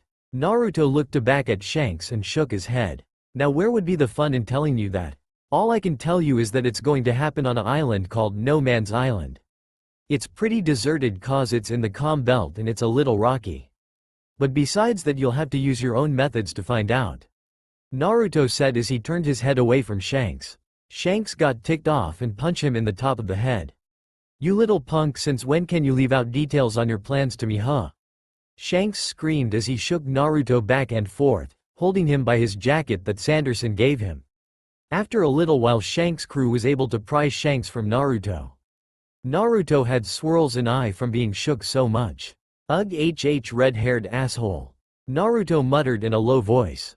Once Shanks was on his ship, he looked to see Naruto getting up. "Oi, once you become a Yonko, call me up and we'll party. See ya later," Shanks yelled with his huge grin. Naruto just shook his head at his brother's antics. He then turned around to his crew of 1 year now. They had all pushed their training to the limit, knowing that they eventually would all face off against one of the most powerful pirate crews in the sea. _the beast _. None of them had undergone any physical change except in the fact that they looked in better shape than they did before the training.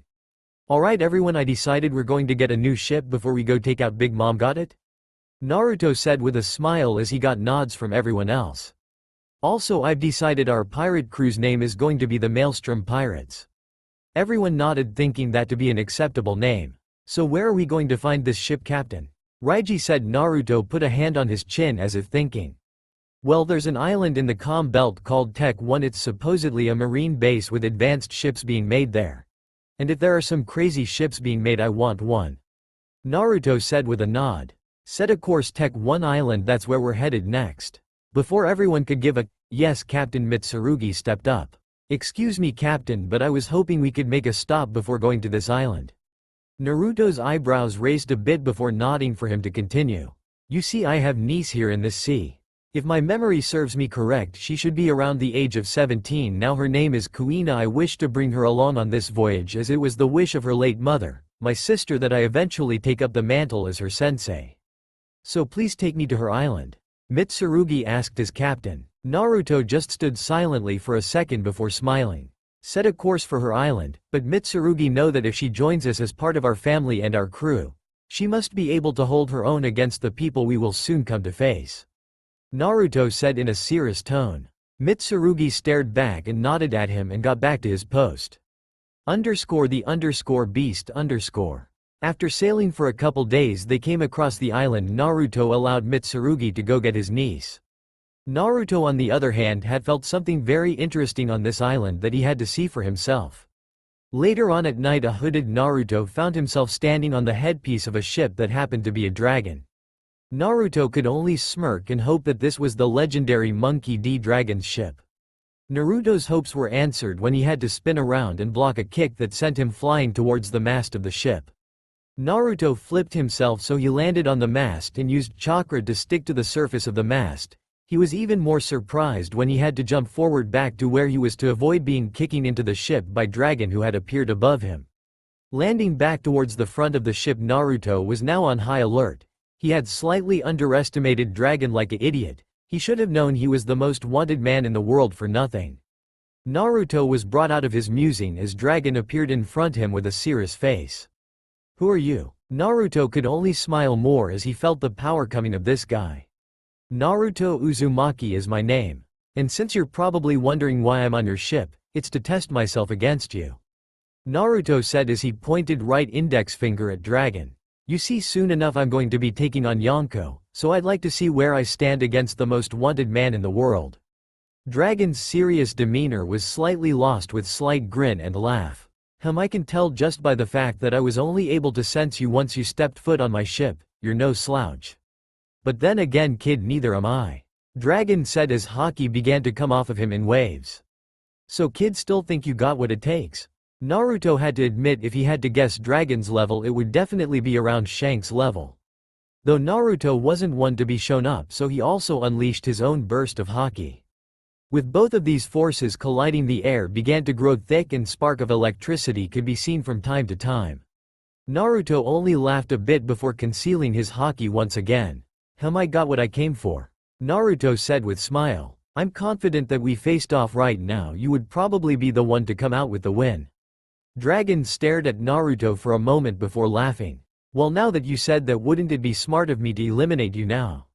Since you could become the threat to me later on?" Dragon said with an amused face. Naruto simply grinned at him. "Please, if we had fight to the death right now I'm not sure this island would survive, let alone your ship. And I doubt you want to lose your men over something so trivial, Dragon's haki began to recede. "Well, you're an interesting one, all right, that's for sure. I'll be sure to keep an eye in the paper for you, Naruto Uzumaki." Naruto nodded and with that vanished in a yellow flash. _the beast _ Naruto appeared back on his ship. He then began heading towards his quarters when his crew stopped him. "Yo Captain, what the hell was going on? We could feel you and whoever else's power like you were standing right next to us," said Christy. Naruto laughed a bit. "Oh, that was just me meeting Monkey D. Dragon," Naruto said nonchalantly. He did however use the windows on the door he was about to walk through to see the reaction of his crew, which to say the least, was priceless. Sometime later a knock came to Naruto's door. "Come in," Naruto said as the door opened to reveal Mitsurugi and behind him what looked to be a girl around the age of 17. She had dark blue hair which almost made it look purple in a certain light. She had on black jacket with blue pants and normal black shoes on. In her left hand was katana with blue wrappings on the handle. It also had dark blue sheath, and if one were to look at the blade itself it would be completely pitch black. "Captain, I would like you to meet my niece, Kuina," Mitsurugi said as the girl walked in with a confident but respectful look on her face. "It's a pleasure to meet you, Captain Uzumaki," she said with a bow. Naruto laughed a bit and took her hand, giving it a light kiss. "No, the pleasure is mine, Kuina. If you're anything like your uncle I can't wait to see your skills as a swordswoman," Naruto said, getting a slight blush out of her. "Mitsurugi, it's time we get going," Naruto said in a serious voice as he walked out onto the deck of the ship. "Alright everyone, set a course to Tech 1, it's time to go get our new ship. _the beast _ After a couple days of sailing, the crew began to draw closer to Tech 1. Naruto had been focusing on what he was going to do about the world government. If he was to become such a threat that they wouldn't dare attack Amazon Lily, he would have to do a couple things first. Number 1 is send a message, and it would take more than just killing another Yonko to do that. They would see him as the weakest of the Yonko and try to destroy him before anything got started.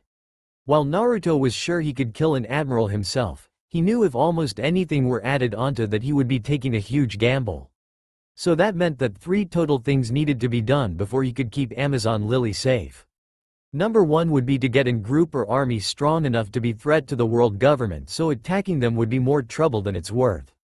2 would be to send a message that would get them to realize he's on par or greater than their admirals, and last but not least, kill Big Mom. Naruto walked up to the main deck and called everyone for a short meeting. Alright everyone, I told you all about the fact that this place is making the best ships the Navy is going to have in years to come, but what I didn't tell you is that this place will be guarded extremely, since not only is it their #1 ship producer, it's also a secret prison. Everyone's reaction was among the same lines, surprised. So what kind of criminals does it hold? If it's so secret, it's got to hold some heavy hitters, right? Asked Kuina surprisingly. That's exactly right, so whoever we find will be joining us if I deem them acceptable crewmates. Kuina, Mitsurugi, Christy and Ed will be staying on the ship while the rest of us will go onto the island. Break in and take whatever we find of value. Once we've done that, we'll take the best ship we can find and either head towards you guys, or I'll send a blast of fire into the air which will be the signal for you to come in and meet up with us. Got it? After a quick yes sir, he went back to quarters to get ready for the upcoming battle. After about 2 hours, when the sun had set, Naruto looked toward the island, seeing the tower sticking out above the trees. The island was split into two sides because of the canals running through the island. It was connected by the central tower, which also happened to be where the ships were being made. Naruto already knew, thanks to Shanks, that the prisoners were being held at the top of the tower, and at most there would only be about 10 prisoners. Naruto began running across the water at high speeds while Raiji flew in low with Shina in his arms, much to her annoyance. I swear, bird brain, if you even think of cop and Nafil, I pluck each and every one of those feathers off of you, she said in a low and threatening tone. Tch yay, cause you're so my type, Raiji said sarcastically. Hell yay, she's my type. Although it'll be a cold day in hell before I admit that, Raiji thought to himself as he landed next to Naruto and bet Shina down. Alright you two, this is all stealth, at least until we free some prisoners to help us, got it? Naruto said in a hushed tone as both Shina and Raiji turned into their animal forms and used their stealth to get around towards the tower. There were only a couple of men on patrol, so it made it pretty easy for a former ninja and a leopard to get through their defenses. Once close enough to the tower, Naruto had Shina turn back into her human form and had her get onto his back. He looked around and saw Raiji and mouthed, "Top of the tower." Getting a nod, the bird flew up towards the top, which was at least 8 stories high. Naruto put some chakra into his arms and threw his Hiraishin Kunai up to the top, where him and Shina appeared. Raiji was already waiting in his human form. Okay, here's a hatch, let's go, Naruto said as they went down. Naruto soon saw the room they would drop into was complete circle, with 10 doors, not counting the barred doors that 2 guards were standing behind talking. One of them had a set of 10 keys on a ring that was attached to his hip. Naruto told Shina and Raiji to wait, as he dropped down silently and slowly walked towards the 2 guards who had their backs turned. Man, can you believe tomorrow they're finally gonna destroy that damned robot? One of the guards said, making Naruto stop to listen to their conversation for a moment. I know that thing's scary as hell. It's damn smart, and whatever it's made of is almost impossible to break. Even Vice Admiral Garp was only barely able to beat the damn thing. This made Naruto's eyes go wide. Garp was known as the legendary fist, and for good reason. Shanks had told him he was one of the people still alive that fought the Pirate King was able to fight him to come out alive. He also warned him if he ever had to fight Garp not to let him land a solid punch, cause that's all it would take if he got serious. Moving quickly, Naruto snaked his hands through the bars and stabbed both men in back of the neck and separated the brainstem from the spinal cord, killing them both instantly. Naruto grabbed keys from the man and looked around the room. He signaled Shina and Raiji to come down. As they did, Naruto looked around and only saw 3 people in the cells. Opening up the first, he found a tanned bald man wearing a pair of black swimming goggles around his face. He also had on black boots, pants, and muscle shirt. The man was just sitting down as he had both arms chained up to the wall. Yo, the name's Naruto Uzumaki. I'm looking for some people who would like to join my crew. You interested? Naruto asked with a grin. The bald man simply looked up as if looking at him through the goggles. He then gave Naruto a wicked cool smirk. Well, seeing as I don't really have any other choice, I guess so. You get me out of the dump and I'll join your little crew. Naruto smiled as his sword appeared in right hand as he held it by the sheath, and with 2 quick slices the chains dropped from around the man's wrists. So got named stranger? The bald man rubbed his wrists and looked up at him with a grin. Yay, the name's Richard B. Riddick, Riddick said as he followed Naruto to the other cell. Once Naruto opened the cell, he was extremely surprised to see a 7-foot-tall broken-up robot with its whole left arm missing and part of its face and body gone. It was standing completely still like it was shut off. Wow, well, who or what are you? The robot's eyes lit up with an eerie blue glow. Me, I'm a robot created by the great Vegapunk himself. I was created to kill all pirates on the Grand Line and then move on to the New World. Fortunately or unfortunately for me, though, somewhere along the lines I gained a mind of my own and eventually was able to override my original programming and become independent. Once this happened, the world government ordered me to be disposed and took care of me as quietly as they could. Naruto looked at him with a questioning look. I heard Garp had a hard time taking you down? If that's true, why didn't they just try to reason with you and have you do the job anyway? He asked as Riddick, Sheena and Raiji all stood beside him. They then heard some sort of morbid laugh come from the machine. They didn't want someone who could help them with their problem, they wanted a totally obedient puppet. And once severed my strings, they decided I was too dangerous and managed to implant my consciousness into this scrap heap. The robot said, disgust clearly obvious in his voice. What exactly are your plans now? Sheena said, taking step forward. My plans? Well, if I were to get out of here and connect with my original body, my main goal would be to rip apart the world government piece by piece and completely obliterate them until not one piece is left. Naruto smirked. Well then, the enemy of my enemy is my friend. So that makes you my friend now, right? Quote. Naruto waited for the robot to give his name. Isn't customary for you give your name first, him? Naruto simply chuckled as Riddick grinned to himself, liking the robot a bit more. How right you are, allow me introduce my crewmates and I. This is Richard B. Riddick, that's Sheena Gado, and last but not least Raiji. Naruto said while gesturing to each person as he said their name. I am Naruto Uzumaki, captain of the Maelstrom Pirates. The robot looked at them all and nodded along with the titles given. My name is Ultron, and if you help me out of here I will help you destroy the world government. But know this, any orders given by you, captain, must be reasonable because I will not be made a puppet again. Ultron said as his voice got deeper and his eyes flashed red for a moment.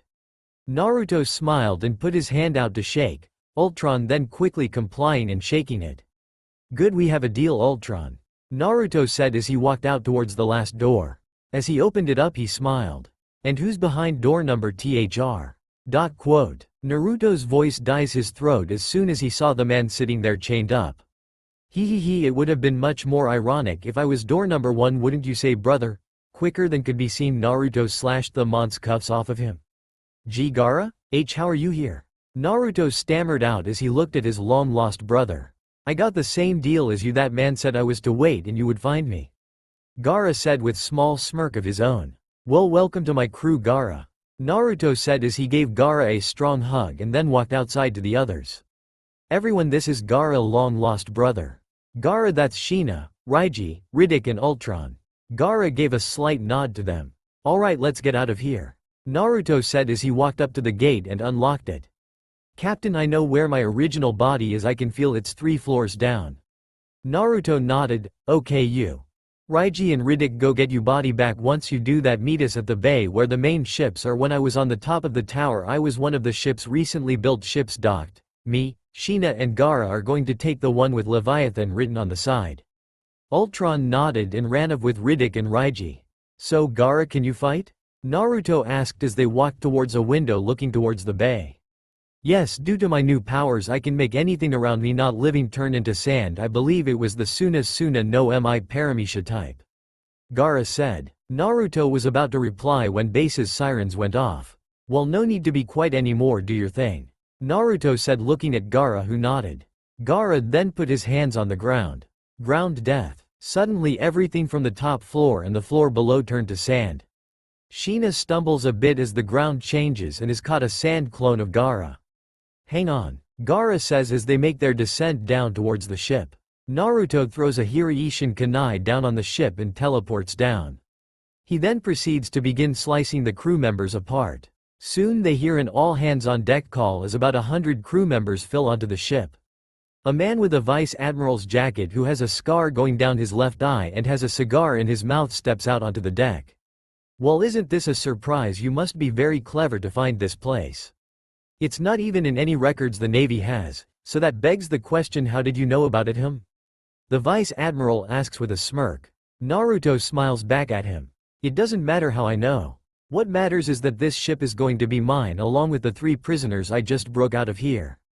Naruto said as he released an intense wave of conqueror's haki, making all of the men faint except the vice admiral, who was brought to his knees. The man looked up as he struggled to stay conscious. "You won't get away with this, whoever you are." The second the siren went of Admiral Akainu was alerted. "He'll be here in less than 40 minutes. The vice admiral shouted out. He smiled as he saw a shocked look on Naruto's face. It soon turned to a one of confusion as a huge grin spread itself on Naruto's face. "Perfect. This is the exact opportunity I needed," Naruto said as he began walking towards the vice admiral, who was still on his knees. Naruto then sheathed his sword and held it in his right hand as steam began to come off of his left and turned into a black cloud with red cracks of fire going throughout it. In an instant his hand ignited and was put through the vice admiral's chest. "Thank you, Vice Admiral, you've done me a tremendous favor," Naruto said with sick grin. Gaara then landed on the ship with Shina. "Gaara, do me a favor and clean the ship out." Gaara nodded and sand began flooding into the ship, grabbing anyone who was in it and pulling them out, then dumping them into the water along with the unconscious men on deck and the dead Vice Admiral. "Gaara, kill anyone who tries to get on the ship, and while you're at it feel free to destroy everything else on this island. This is going to be my message to the world government that they're not the only ones who can wipe an island off the map." Gaara nodded and began destroying multiple buildings and any marine unlucky enough to cross his path. "Shina, go to the helm and see if you can get this ship ready to sail," Naruto said as Shina nodded and ran up towards the helm. Naruto then shot a fire blast up into the air, signaling the others to come to their point. Suddenly there was an explosion in the tower and a 9-foot-tall silver robot could be seen flying along with Raiji, each holding one of Riddick's arms, who seemed to a slight grin on his face, although both Raiji and Ultron were carrying a bag in each of their free hands as they flew. Soon they landed on the ship and Naruto took stock of Ultron's new body. He was completely silver with the exception of his now red eyes, and he easily dwarfed Naruto's by more than a couple feet. "Ultron buddy, looking good. Think you can get this ship up and running?" Naruto asked with smile. "Thank you, Captain, this is my true form and yes, I can help."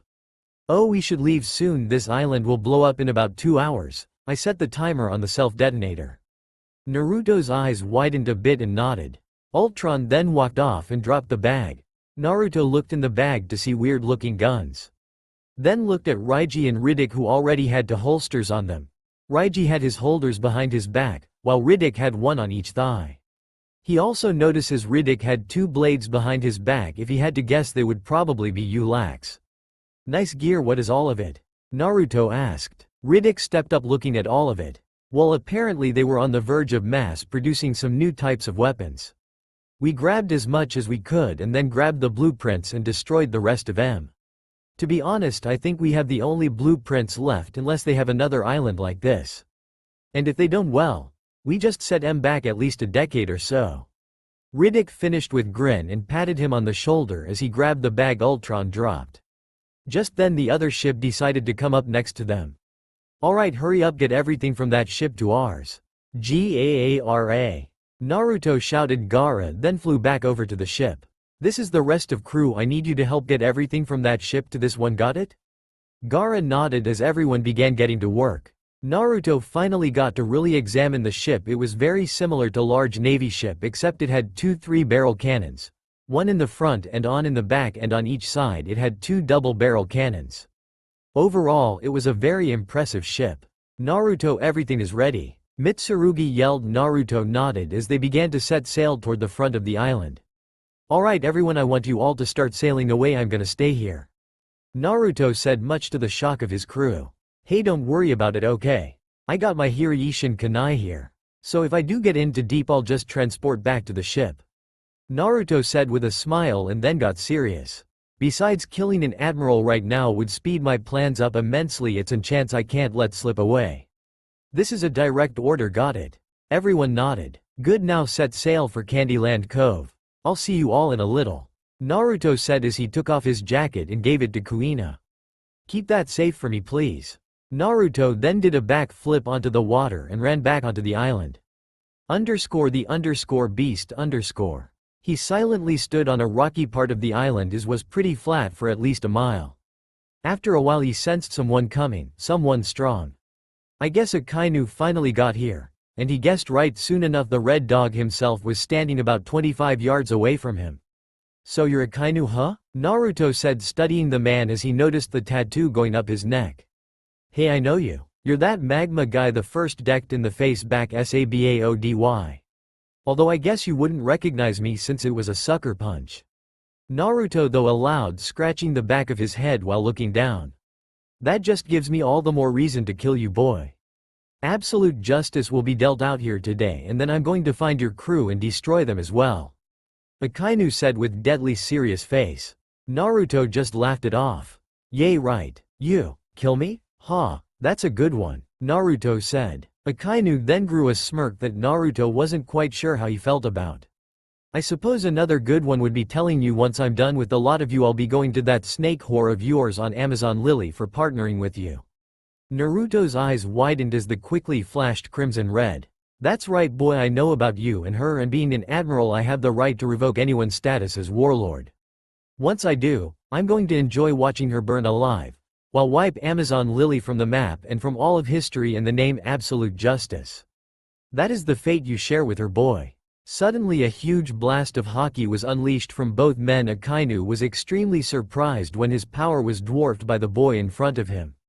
It was even making it a little tough for him to breathe, but he wasn't an admiral for nothing. Akainu looked at Naruto as red aura began to pour off him. His eyes were crimson red and it almost looked like red glow was coming from his mouth, making him look truly demonic. Akainu, I was just going to leave you beaten and bloodied so you could go back and tell everyone what happened to you, but now you die.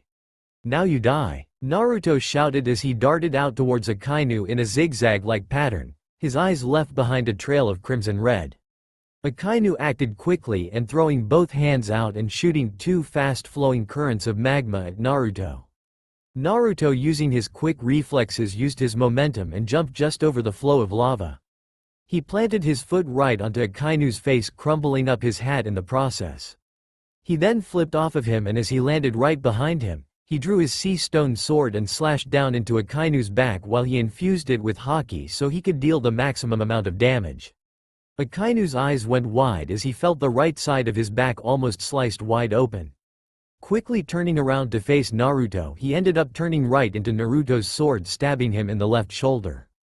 Naruto simply kept the sword in his shoulder while laughing a bit, much to Akainu's annoyance. Just as I thought, victory has defeated you. You admirals rarely face someone who can even touch you, so you get to thinking you're unbeatable.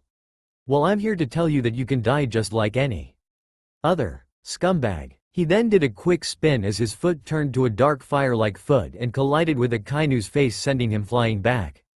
Landing on his back, Akainu used his momentum to roll up onto his feet. He quickly looked across the way to see the smirking blonde, which only served to infuriate him even more. I'll give you this, I underestimated you, but I won't make that mistake twice, Akainu said as he threw his hands out for his magma to shoot out. Only nothing happened. His eyes widened greatly when he realized he couldn't use his devil fruit powers. What's going on? I can't use my powers, Akainu thought to himself, slightly panicking. Having some trouble, mutt? Naruto shouted as he laughed hard and long at Akainu. You little shit, what did you do? Akainu cursed at him. You truly don't know how much you underestimated me. You see, not only is my sword made of sea stone, but I also added a little feature to it. When it pierces someone's body, I can activate a seal on it that makes hundreds of tiny little shards stay in their body. In all honesty, even if you did make it out of this fight, I'm almost positive you'd never be able to use your devil fruit power again. Naruto said last part with a deadly serious face. Well, that is unless you have someone with extreme surgery skills of the highest level. Then you may have a slight chance, but you won't be leaving this island alive, mutt. Akainu's eyes widened when the realization slowly started to sink in. I can't believe this, he's pretty much taken out both of my arms and stopped by devil fruit powers in a matter of seconds. I need to get out of here and warn the others. As if reading his mind, Naruto smiled and took out a Hiraishin kunai. Not that Akainu knew what it was. Not planning to run away with your tail between your legs, are you, Akainu? Tisk tisk tisk, how shameful to see an admiral of the navy running away like scared little coward, Naruto said mockingly. Naruto then threw the kunai right at Akainu's head, only for him to dodge quickly. Akainu looked at the kunai to dodge, then back at Naruto only to find no one there. Wa aghhh. Akainu screamed out, blood gushing from mouth. He looked down for his eyes to widen the size of dinner plates as he saw Naruto's clawed hand coming through his chest holding his heart. Naruto brought his face up to the side of Akainu's and whispered, "No one threatens my loved ones and gets away with it, especially a mangy mutt like you. The one thing I will tell you is once you're dead, I'm going to take your devil fruit power and add it to my own, and with it I'm going to burn the world government to the ground." Naruto finished his last word by crushing Akainu's heart in front of him. The affect was immediate as Akainu slumped forward dead. Naruto let him slide off of his hand with sick smile on his face. He then leaned down, grabbing the back of Akainu's head as bright light shined over the area. "Yes, much better. I feel much stronger now," Naruto shouted. He then heard rustling from the woods as all of Akainu's men began to come through. Smiling, Naruto grabbed Akainu's head and sliced it off in front of the men, much to their shock and awe. He then sealed up his sword and held Akainu's head in right hand. Naruto's form began to change completely as he began to grow to the height of around 10 feet tall with clawed hands and feet, fire running through crack-like lines on his limbs. His face became wolf-like while his eyes grew crimson red and his mouth glowed the same color. Slowly the morbid monstrous laughter began coming from his mouth along with some drool. That wasn't actually drool, it was magma that began burning the ground in front of him. This was the image that was now burned into every marine in attendance. "Now listen up and listen well, you fools. I am Naruto Uzumaki, captain of the Maelstrom Pirates. Your admiral was nothing but a mere weakling when facing a devil like myself. This is a warning to the Navy and world government. Leave Amazon Lily alone, or else I will bring down the power of not only a Yonko but the power of your very own admiral." Naruto shouted as shot magma out of his free hand, making a large trench of magma between him and marines.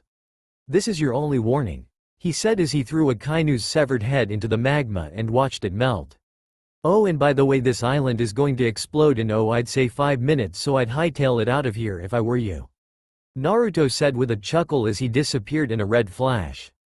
"Gee, get the admiral's body and hurry up, we need to get out of here now," shouted one of the higher-ranking marines. _the_beast_. Naruto appeared on the deck still in his transformed state, putting everyone on guard. He just grinned and transformed back into his normal form, shocking almost everyone since they had not seen his other form. "Calm down guys, that's just my devil fruit ability," Naruto said calmly as he began walking to his quarters. "Keep the course, we should arrive there in a day or so judging by the high speeds of this ship." Naruto stopped and turned to his crew. "Just an FYI, we just got put on the top of the wanted list, so be ready for the Navy since they're likely searching for us. I'll go fill you guys in once I've had a good rest." Day and a half later, Naruto woke up to the sight of Shina in front of him.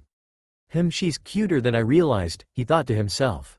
"Captain, we should be coming up on the island in a couple hours. I thought I should tell you since you've been asleep for long enough." Naruto nodded and told her to leave and let him get ready. Slowly getting up, he went and took a shower and got dressed in gray boots, black pants, and decided to go shirtless and put on a black captain's jacket with red fur lining it from the bottom to all around his collar and around the wrists. Unlike most people, he actually put his hands through the sleeves as well. He decided to keep his sword in its seal for now and walked outside. Looking around, he went to the helm and called everyone around. "Alright, so basically this mission is to destroy absolutely everything. I mean, I don't want one building left standing when this is over. We're sending a message to one of the Yonko. She's going to take this damn seriously, from what I hear about her and her need of candy." "You are correct in your assumptions, Captain. Big Mom once destroyed an entire continent because they did not generate the required amount of candy she had requested. So destroying one of her main factories will be just as bad, if not worse," came the voice of Ultron. "Oh Captain, by the way, the Navy is looking for us. They put a pretty big bounty on your head," Christie said, walking up next to him and putting his wanted poster down. It was a picture of him in his Fenrir form with Akainu's head in his hand. "Naruto Uzumaki, Akuma no Inu, bounty 650 million berry." Naruto looked a bit disappointed. "Damn, I was hoping for a bit higher," Naruto muttered, getting deadpan looks from the rest of his crew. He then adopted a puzzled look. "Speaking of which, what are your bounties?" "Blackbird Raiji 75 million, 2/Mitsurugi 250 million. Pitch Black Riddick 300 million. The deadly duo Christie and Eddie 400 million together 150 million separate. Ultron the Killing Machine 350 million. Huntress Sheena minus 100 million. So the higher the bounty the stronger you are? Kuina asked. Gaara, who was standing next to her, simply nodded. Ah, look at poor little bird brain all the way in last tilde.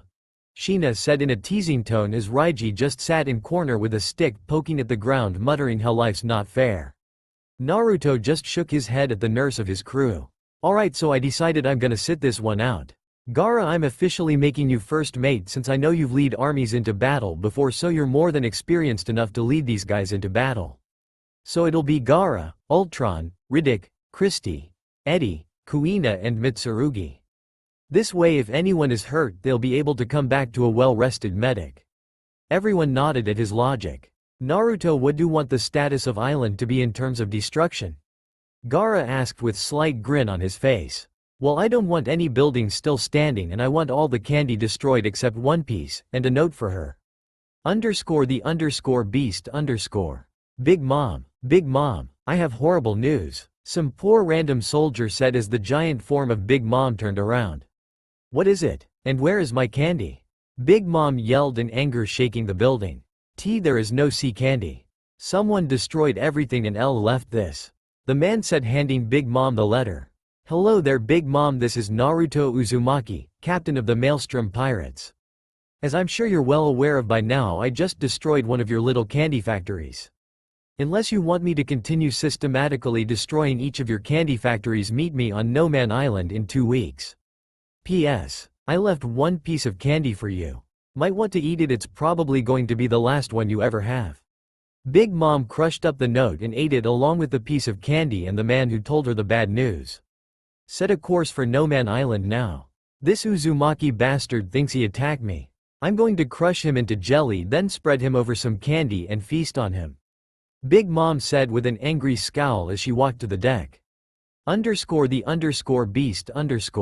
2 weeks later, Naruto was now standing on No Man's Island, his ship back a couple miles at the coast waiting for his return.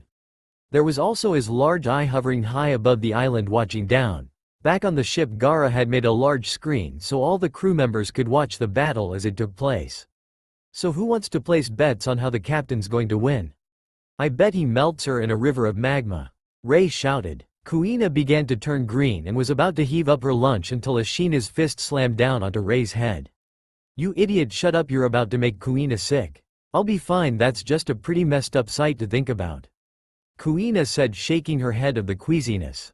Well, you better have your barf bag ready cause Big Mom is known for eating her enemies alive and using her stomach acid as projectile.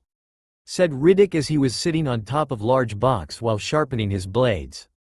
Rumor has it that she enjoys the sight of people being burned away in front her. He said with a wicked grin while Kuina lost it barfed over the edge of this ship. I doubt that will happen to our captain though, as he can turn into magma at will now, since he stole the powers of magma no mi from Akainu. Came Eddie's voice while he had food and drinks for everyone. Christie said we can't really enjoy the show without some snacks and drinks. He said with a sour face on while handing out the snacks and drinks. Soon Christie followed with another tray. Oh, get that sour look off your face, Eddie. Before I decide not to let you have any. Christie said with a small smile as she saw Eddie begin to pout. Be quiet, Big Mom has arrived. Gaara's voice rang out as everyone turned towards the screen to see a woman who was easily the size of an entire house. On the battlefield, Naruto was slightly shocked to see the size of the woman. With every step she took, the ground dented in from her weight. She gave him a smile that reminded him of his ultimate enemy Madara, which unsettled him greatly, although he didn't show it. My, you are a handsome one indeed. I won't mind gobbling you up at all, she said as drool began to drop down from her mouth like a small waterfall and started eating away at the ground with a quickness that would put his magma to shame.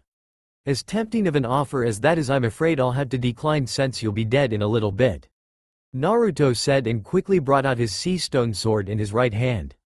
His eyes turned to crimson red as he began to get ready to strike. Ah, straight business, that's no fun, Big Mom said with a huff and took in a deep breath. Naruto showed his growing canines as he growled. I was thinking more like straight to the grave. Naruto then dashed towards her, leaving a trail of crimson light from his eyes. Big Mom was calm as could be, even to the point where she had grin on her face. Before Naruto could even get to her, she spit out a turret of her corrosive saliva. Naruto acted quickly and dodged to the right, although the saliva turret followed him. Realizing he needed to stop her, he switched his sword hand to his left and dove forward. While diving forward, he shoved his now fiery clawed hand into the ground and pushed towards her as a small but fast wave of magma tore through the ground towards her. Realizing the danger she was in, she also jumped right but decided to hold her ground after that.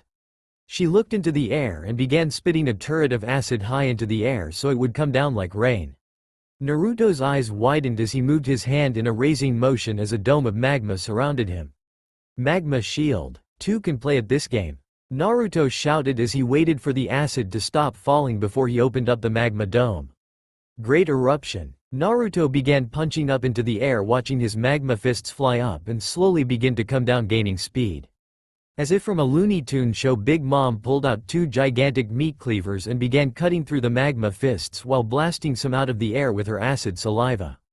Spinning around once she was safe from the magma fists, she charged at Naruto with speeds that matched his own and strength that was clearly stronger than his own.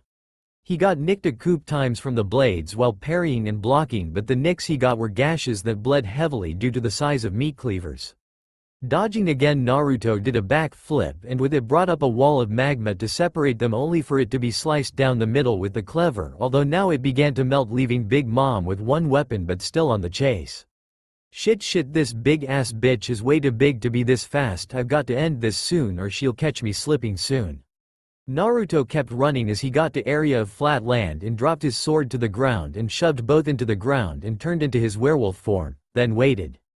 It only took about 20 seconds, but Naruto could hear the pounding from the heavy steps of Big Mom running towards him. After a couple more seconds, Naruto saw her come into the area and stand right in front of him about 25 yards away. So darling, decide accept your fate as my next meal? She said with a crazy grin while acid saliva ran down her chin. Not quite. I figure I should finish this off now since I've got things to do. Naruto smiled. Big Mom's grin broke and she charged at him, only to be stopped as red-hot chains began to wrap around her limbs, holding and burning her. If that wasn't enough, more chains shot out from behind her, tying her up even more. I told you, you would be going straight to the grave.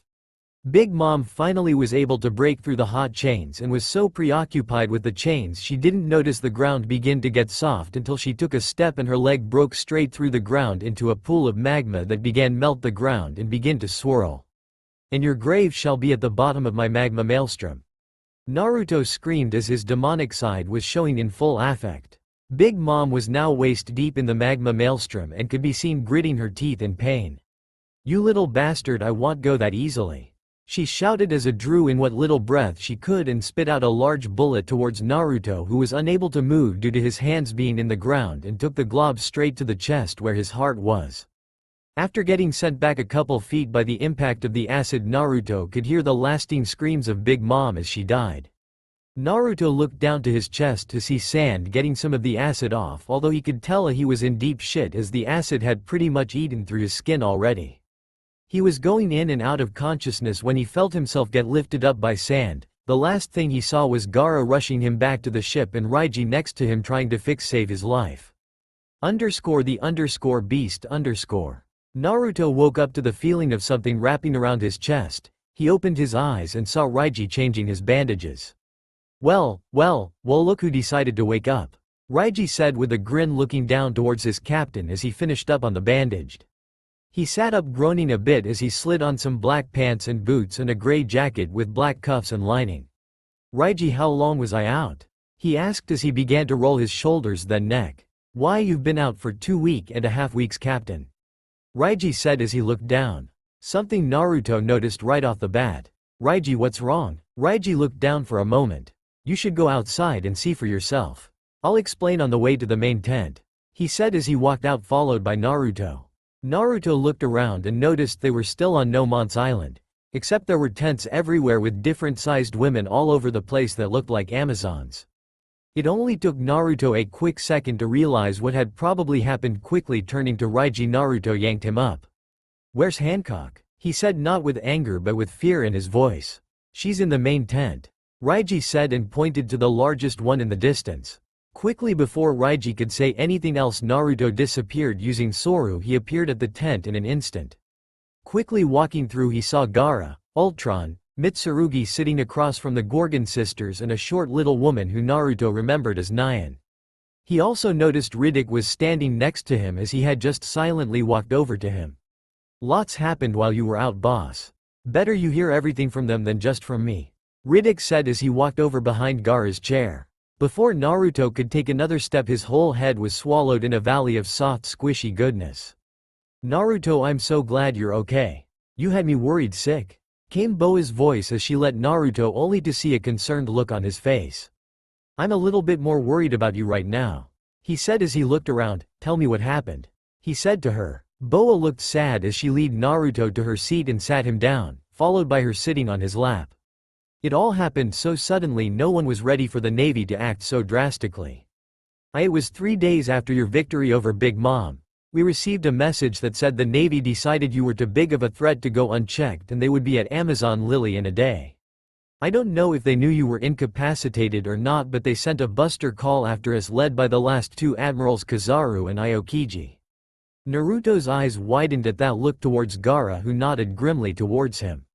After we realized you weren't able to come with your Hiraishin technique, we called your ship. I believe I can take over from here, Empress Hancock. Gaara interrupted, after getting a nod from Hancock, who decided to snuggle in deeper to Naruto's neck. After we received distress call from Amazon Lily, I had Riddick, Mitsurugi, Raiji and Ultron come with me to Amazon Lily after I ordered the others to go towards the nearest island and pick up as many supplies as the ship could carry and bring them back here. Once I had flown to Amazon Lily, the battle had already started and the entire ocean was frozen as far as the eye could see. Taking quick action, I aided Hancock, who was trying to fight off Kizaru, seeing as she had taken a considerable amount of damage from her fight with Aokiji. Naruto's eyes widened as he looked down to Hancock, shocked. "You beat an admiral?" he asked in shock. Hancock looked up to him cutely. "No, I was only able to injure him for the moment. He was able to regain his bearings and almost re-enter the battle." Naruto then kissed her on the head, impressed she was able to deal substantial damage to an admiral. "Within 10 minutes we had gathered the surviving and injured onto my sand and made our escape." Gaara finished. Naruto looked a bit surprised at the ending. "Wait, Kizaru didn't try to stop you?" Gaara shook his head negatively. Now Ultron decided to speak up. "If I had to guess, I would say that their orders would have been to destroy the island of Amazon Lily. Kizaru, being how he is, probably decided it would be too troublesome to attack a bunch of highly trained pirates, even if he did have some huge advantages over us." Naruto could only agree with his assumptions. He was after all the leading expert in the Navy. "So where are we at now with Operation Spectre?" Naruto said, looking at Ultron. Everyone looked towards Ultron and they could see an evil grin on his face. "Operation Spectre is in, up and ready. We have over 15,000 units made and ready. More are coming in hundreds." Naruto grinned back at his robotic crewmate. "Good, I want 3 full ships to come here and take us back to Volcanic Island in the other part of the Calm Belt next to the East Blue. There we'll start our new home and base of operation," Naruto said as he looked down towards Hancock, who gave a nod. "I suppose I should let you all in on my little plan, huh?" Naruto said as he began explaining everything that was going to happen in the next month to year. After the discussion was done, Naruto was going to get up only to be held down by Hancock, who held up a piece of paper next to Naruto's face. The headline of the newspaper was Akuma no Inu, Naruto Uzumaki newest Yonko. Hancock looked at him lovingly. "Congratulations, my love," she said as she kissed him deeply. _the_beast_. 4 months after the attack on Amazon Lily, we find our pirate heroes Gaara, Ultron and Naruto floating above Goa Kingdom on Gaara's sand. "You sure the world noble will show up?" Ultron only shook his head as his captain's impatience. "Captain, if you would turn around you would know that the ship is already here." Naruto's eyes widened as he turned from the island to see the ship almost under them. "Wow, how did I miss that? Looks like there's a ship with a small boy on it," Ultron said. Naruto looked to see the much smaller ship get out of the way of the world nobles. "It looks like the world noble is going to fire on it," Ultron said in a calm tone. Naruto's eyes widened as he looked at the smaller ship take a direct hit. This is exactly the reason we're here. Naruto said in anger as he jumped from the sand. Ultron saved the kid, Naruto said while he was falling. Gaara only shook his head at the antics of his best friend and quickly made his way down to follow him, landing loudly a couple feet away from Saint Julmak. Naruto's eyes grew red while releasing his conqueror's haki, knocking most of the ship out and putting the rest on their knees gasping for air. This included Julmak. You worm, you sicken me to no end. You would attack a harmless child for what? Julmak had a look of anger and disgust on his face. Why, you insect H, how dare you? I don't answer to you. I answer to no one. If why you even think of attacking me, I'll have you killed by one of the admirals themselves. Julmak said with a grin that turned into a frown. Naruto began to laugh in the face of Julmak. You fool, you don't know who I am, do you? No? Well, allow me to introduce myself. I am Naruto Uzumaki, Akuma no Inu, Naruto said with a mock bow as looked up and saw the terrified face of Julmak. Naruto brought his fist back, turning it into lava and sending a turret of lava towards Julmak, melting him into nothing. Naruto then looked around and found someone still conscious. You, Naruto said as he looked towards the scared man. Tell everyone exactly who did this and tell them I said I'm just getting started. Got it? The man quickly nodded. Oh, and you might want to turn the ship around. Goa Kingdom won't be around for you to dock, Naruto said while the man had a look of confusion before he turned to the island. What he saw would haunt him for the rest of his days. He was multiple robots ranging small to downright gigantic begin to shoot out from water and began destroying everything and everyone, leaving no survivors. He looked over to Naruto, who was looking at him wickedly. Like I said, tell them exactly who did this. Gaara, let's get out of here, Naruto said as sand began to pick him up and fly away towards their main base. They were soon joined by Ultron, who had a very happy boy on his shoulders. Yo kid, you alright? Naruto asked despite knowing the answer. Yeah, I'm alright, I can't believe this. I'm meeting one of the Yonko already. This is awesome, Sabo shouted out loud. Whoa, whoa, whoa, kid, calm down. You seem to know who I am, but I got no clue who you are. Sabo stopped quickly, looking a bit sheepish. Oh, I'm Sabo, it's nice to meet you. He put his hand out to shake, which Naruto took with a smile on his face. Well, Sabo, seeing as your ship is gone and it looks like you're stuck with us for a while, huh? Naruto said. Sabo looked slightly down when he remembered that his ship just got destroyed. Hey Sabo, I got an offer for Ye. How would you like to join the Maelstrom Pirates? Naruto asked. Sabo could only look on in shock. He had just been asked to join one of the Yonko's crew by the captain himself. Hell yeah, I'll join. That's all for now. If you enjoy, then please like, share and do comments.